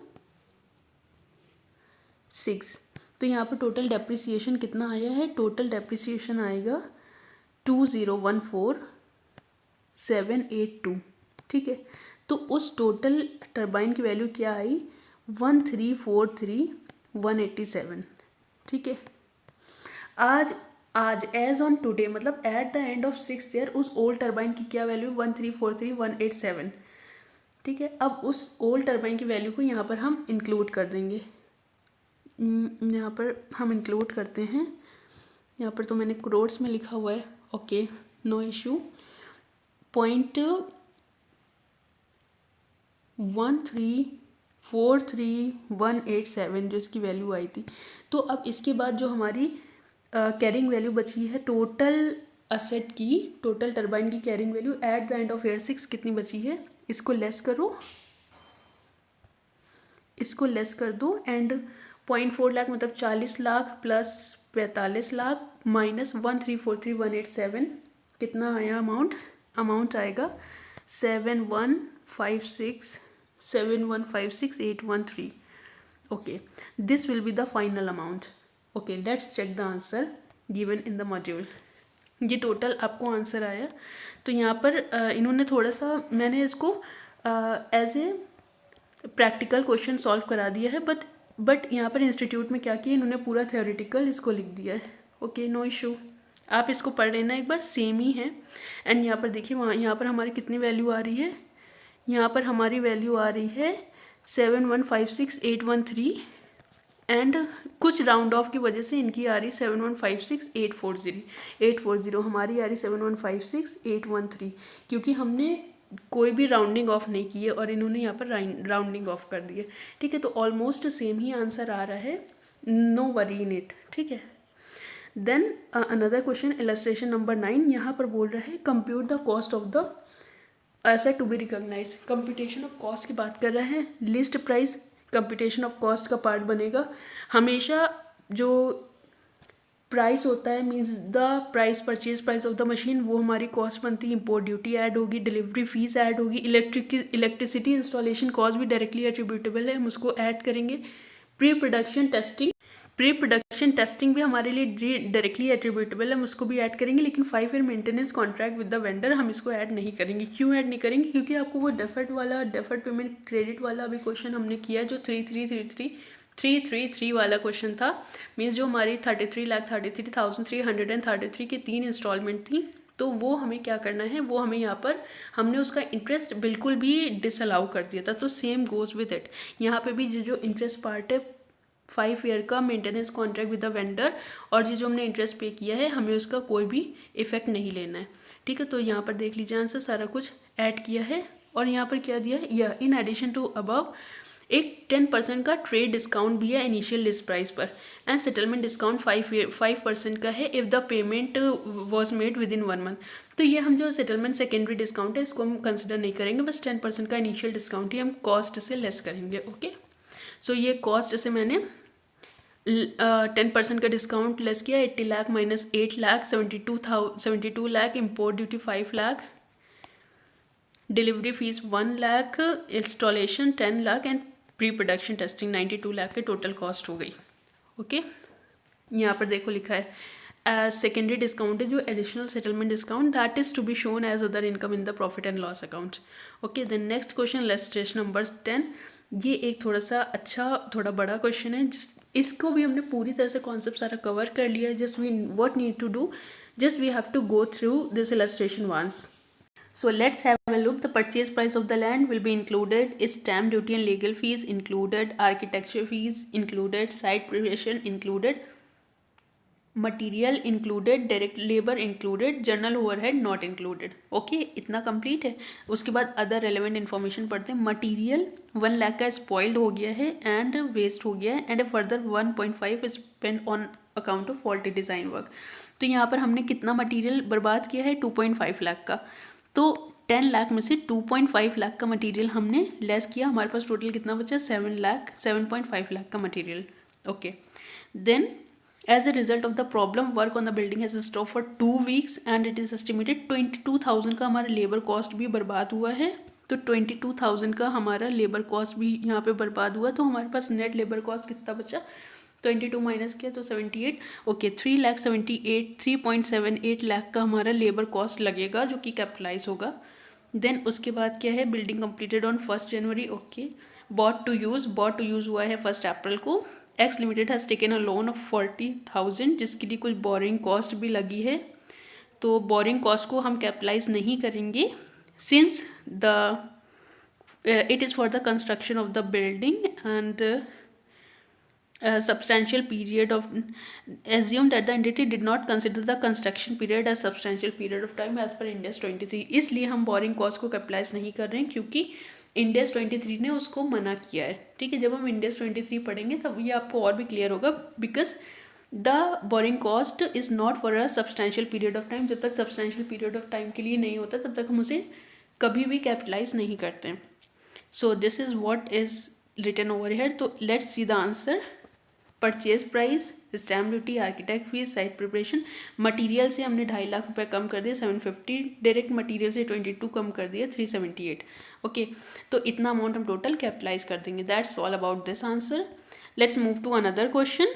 what it says, estimated value of 10 years, purchase an asset for 1 lakh and estimated 10 years की जो उसकी लाइफ है एंड रेसिडुअल वैल्यू नील है, मतलब कि टोटल कितना 10K का डेप्रिसिएशन आ रहा है पर ईयर का स्ट्रेट लाइन मेथड का। ओके, ये भी दिया हुआ। Management reviews the estimated life and decide that the asset will probably for a further 4 years and the total life is revise to 8 years। तो उस केस में क्या होगा, जब टोटल लाइफ ही आपकी 8 years की बची है, ओके, मीन्स अभी जो हमने 10K का डेप्रिसिएशन लगाया है ऑन, मतलब कि ये हुआ है टोटल।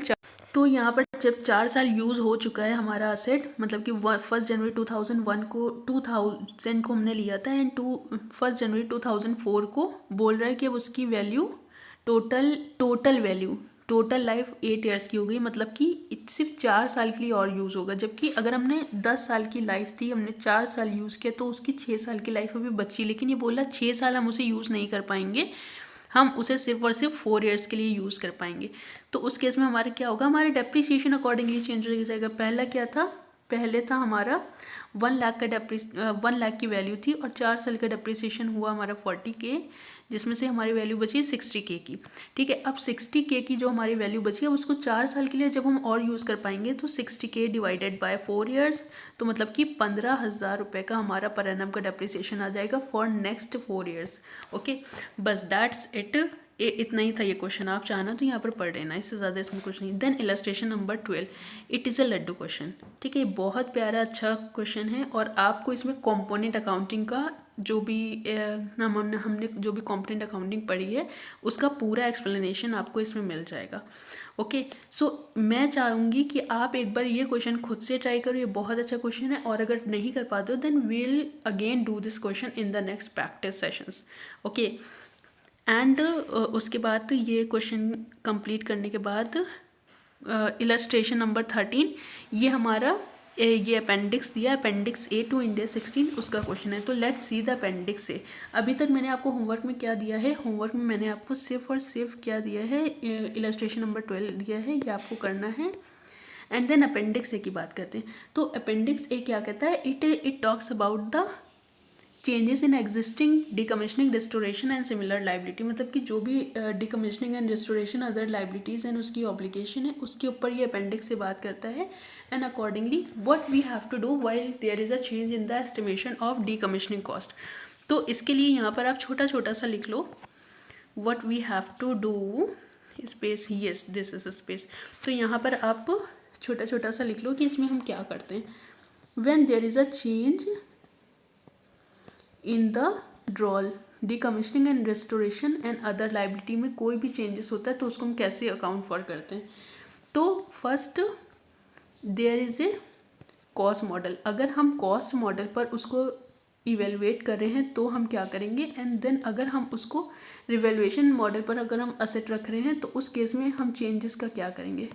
ठीक है, रिवेल्युएशन मॉडल पर अगर हम असेट रख रहे हैं तो उस केस में हम उसका क्या करने वाले हैं, कॉस्ट मॉडल पर है तो हम उसे कैसे एडजस्ट करेंगे, we will adjust from the cost, adjust from cost. But अगर ये रिवेल्युएशन मॉडल पर है then we will adjust it from the revaluation gain और revaluation loss, adjusted from the revaluation gain या रिवेल्युएशन लॉस से हम इसको एडजस्ट कर देंगे। बस इतना ही लिखा है अपेंडिक्स A में। ठीक है, अगर वो कॉस्ट मॉडल पर है तो हम उसको कॉस्ट से एडजस्ट करेंगे, जो भी चेंजेस होगा ड्रॉल का उसको हम कॉस्ट से एडजस्ट कर देंगे, और अगर रिवेल्युएशन मॉडल पर है तो हम उसे रिवेल्युएशन मॉडल पे रिवेल्युएशन गेन और लॉस से एडजस्ट कर देंगे। बस इतना सा। तो देख लें, इस पर एक क्वेश्चन भी है, यहाँ पर हम वो क्वेश्चन जल्दी से देख लेते हैं। Okay, H limited has purchase an item of PPE costing ₹100 million which has a useful life of 10 years।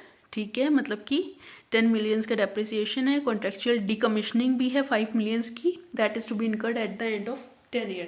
10 साल के बाद हमें 5 लाख रुपए खर्च करने पड़ेंगे। तो इसकी जो प्रेजेंट वैल्यू है उसको हम एज ऑन टुडे अपनी कॉस्ट में इंक्लूड करेंगे। ओके, और जो डिस्काउंटिंग रेट है 8% है, कंपनी SLM फॉलो करती है। And determine the carrying amount of item PPE and decommissioning liability at each year and.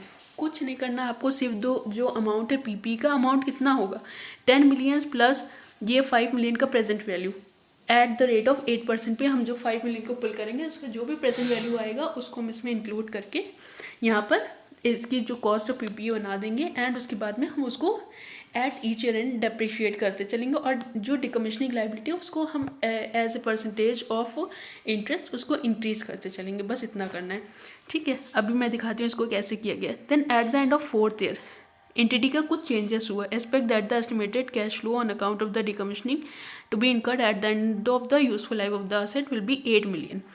इन्होंने पहले बोला था कि हमारा जो भी डिकमिशनिंग का कॉस्ट आएगा वो 5 मिलियन रहेगी, बट अब बोल रहे हैं कि वो 8 मिलियन हो जाएगी। और ये हमें कब पता चल रहा है? Eight the end of 4th year, मतलब ऑन डे 1 हमें ये पता नहीं चल रहा है, हमें 4 साल के बाद पता चल रहा है कि हमारी कॉस्ट 8 मिलियन हो सकती है। So what will we do in this case? चलो इसको देखते हैं। So let's have a look. Present value of the decommissioning and site restoration obligation at the end of the 10th year is 2.32 million. ये 2.32 million कहाँ से आया? चलिए मैं आपको दिखाती हूँ। तो अगर हम 2.32 मिलियन को that is written over here 5 millions को, ओके 5 मिलियंस को अगर हम 1.08 की पावर 10 से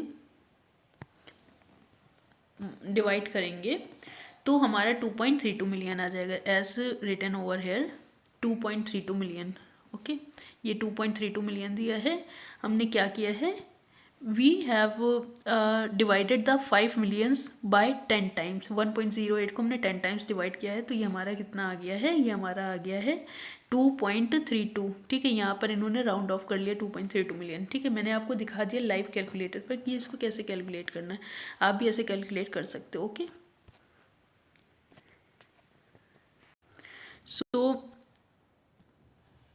अभी ये हमारा कैलकुलेट होकर 2.32 मिलियन आ चुका है। And afterwards what we have to do, with eraser, yes, okay, so we have calculated 2.32। अब इस 2.32 मिलियन का क्या करना है? इसको हमें opening value of the PP में इंक्लूड करना है। हमारी कितनी थी? हमारी थी 10 मिलियंस की हमारी वैल्यू कितनी थी? 100 lakhs की। हमारी वैल्यू कितनी थी? नहीं, 100 मिलियंस की वैल्यू थी। Okay, this is of 100 millions. तो हम क्या करेंगे? 100 millions plus 2.32 millions, 100 millions plus 2.32 millions, ये हो गई हमारी पीपी की कॉस्ट 102.32। एंड इसको हम अकॉर्डिंगली हर साल डेप्रिशिएट करते रहेंगे। तो डिवाइडेड बाय 10 करेंगे तो हर साल का सेम डेप्रिसिएशन आएगा। Just have a look, same depreciation आया एंड वो हमें सब कैरिंग अमाउंट मिल गया। हमें सिर्फ यही करना है। और जो हमारा अनवाइंड करके आया था 2.32 की, ये हमारी है ड्रॉल की लाइबिलिटी। ये क्या है? ये हमारी है ड्रॉल की लाइबिलिटी। इसमें हम 8% के रेट से हम इंटरेस्ट चढ़ाते जाएंगे तो अंत में कितना हो जाएगा? 5 मिलियन का टोटल इंटरेस्ट हमारा अमाउंट आ जाएगा। अब दूसरी बात, अगर चेंज इन एस्टिमेट हुआ है तो उस केस में हम क्या करते हैं? 4th ईयर के एंड में हमारा जो वैल्यू थी वो वैल्यू कितनी थी? 3.15 लाख। ओके, तो इसमें यहाँ पर हमें क्या करना है? यहाँ पर टोटल हमने 8 मिलियन डिवाइडेड बाय 1.08 मिलियन को 6 ईयर से पुल किया। क्यों किया 6 ईयर से डिवाइड? क्योंकि 4 साल हमारे हो चुके हैं, हमें eight the end of the 4th year पता चला है, तो 6 साल हमारे पास अभी बचे हैं। तो हमारे पास टोटल वैल्यू 5.04 मिलियन हो गई। और हमारी जो पहले की वैल्यू थी वो कितनी थी? पहले की वैल्यू हमारे पास already 3.15 million at the end of the 4th year बची थी। ठीक है, तो इन दोनों का डिफरेंस कितना आएगा? 5.04 मिलियन माइनस 3.15 मिलियन, 1.89 मिलियन। इतना हम एडजस्टमेंट करेंगे। ठीक है, क्या एडजस्टमेंट करेंगे? पीपी की कॉस्ट को बढ़ा देंगे। PP account debit to provision for decommissioning liability, PP भी बढ़ गया, मतलब हमारे कॉस्ट ऑफ असेट भी बढ़ गया और एक करस्पॉन्डिंग लाइबिलिटी भी बढ़ गई। ठीक है, provision for decommissioning liability 1.89 millions. अब इसको ट्रीटमेंट कैसे करेंगे? जितनी हमारी वैल्यू बढ़ी है वो यहाँ पर आ गई हमारे पास और उसका अकॉर्डिंगली डेप्रिसिएशन चेंज हो गया और यहाँ पर 5.04 मिलियंस का आ गया और इस पर हमने 8% के रेट से फिर से इंटरेस्ट चढ़ाना शुरू कर दिया और eight the end of the 10th year ये हमारे पास 8 मिलियंस का आ गया बैलेंस। ठीक है, तो यहाँ पर क्या है? यहाँ पर जितना भी हमारा चेंज होता है उसको हम किससे एडजस्ट करते हैं? हमने कॉस्ट मॉडल यूज़ किया था तो हमने एसेट की कॉस्ट से एडजस्ट कर दिया। ये यहाँ पर हमने असेट की कॉस्ट से, अगर रिवैल्यूएशन मॉडल होता तो हम फिर क्या करते हैं? उसमें रिवैल्यूएशन गेन या लॉस से हम एडजस्ट कर देते। That's it. सो यहाँ पर हमारा ये पूरा एक्सट्रैक्ट वगैरह है एंड यहाँ पर हमारा सारा जितना भी कॉन्सेप्ट था सब कुछ कवर होता है, ठीक है। अब यहाँ पर जितने भी टेस्ट और नॉलेज के क्वेश्चंस हैं, ये सारे क्वेश्चंस आप एक बार घर से करके आओगे, मतलब ये सारे होमवर्क है। अगर आप एफआर कर रहे हो ग्रुप 1 के लिए तो आप इसको लिख कर करोगे, और अगर आईबीएस के लिए देख रहे हो तो एक बार बस ऐसे ही देख कर आना, ठीक है। नेक्स्ट प्रैक्टिस सेशन में हम ये सारे क्वेश्चन डिस्कस करेंगे, उसके बाद ही नए टेस्ट पर जाएंगे। Okay, thank you everyone for being here till now. That's all for today. We'll meet again in the next practice session. Until bye bye.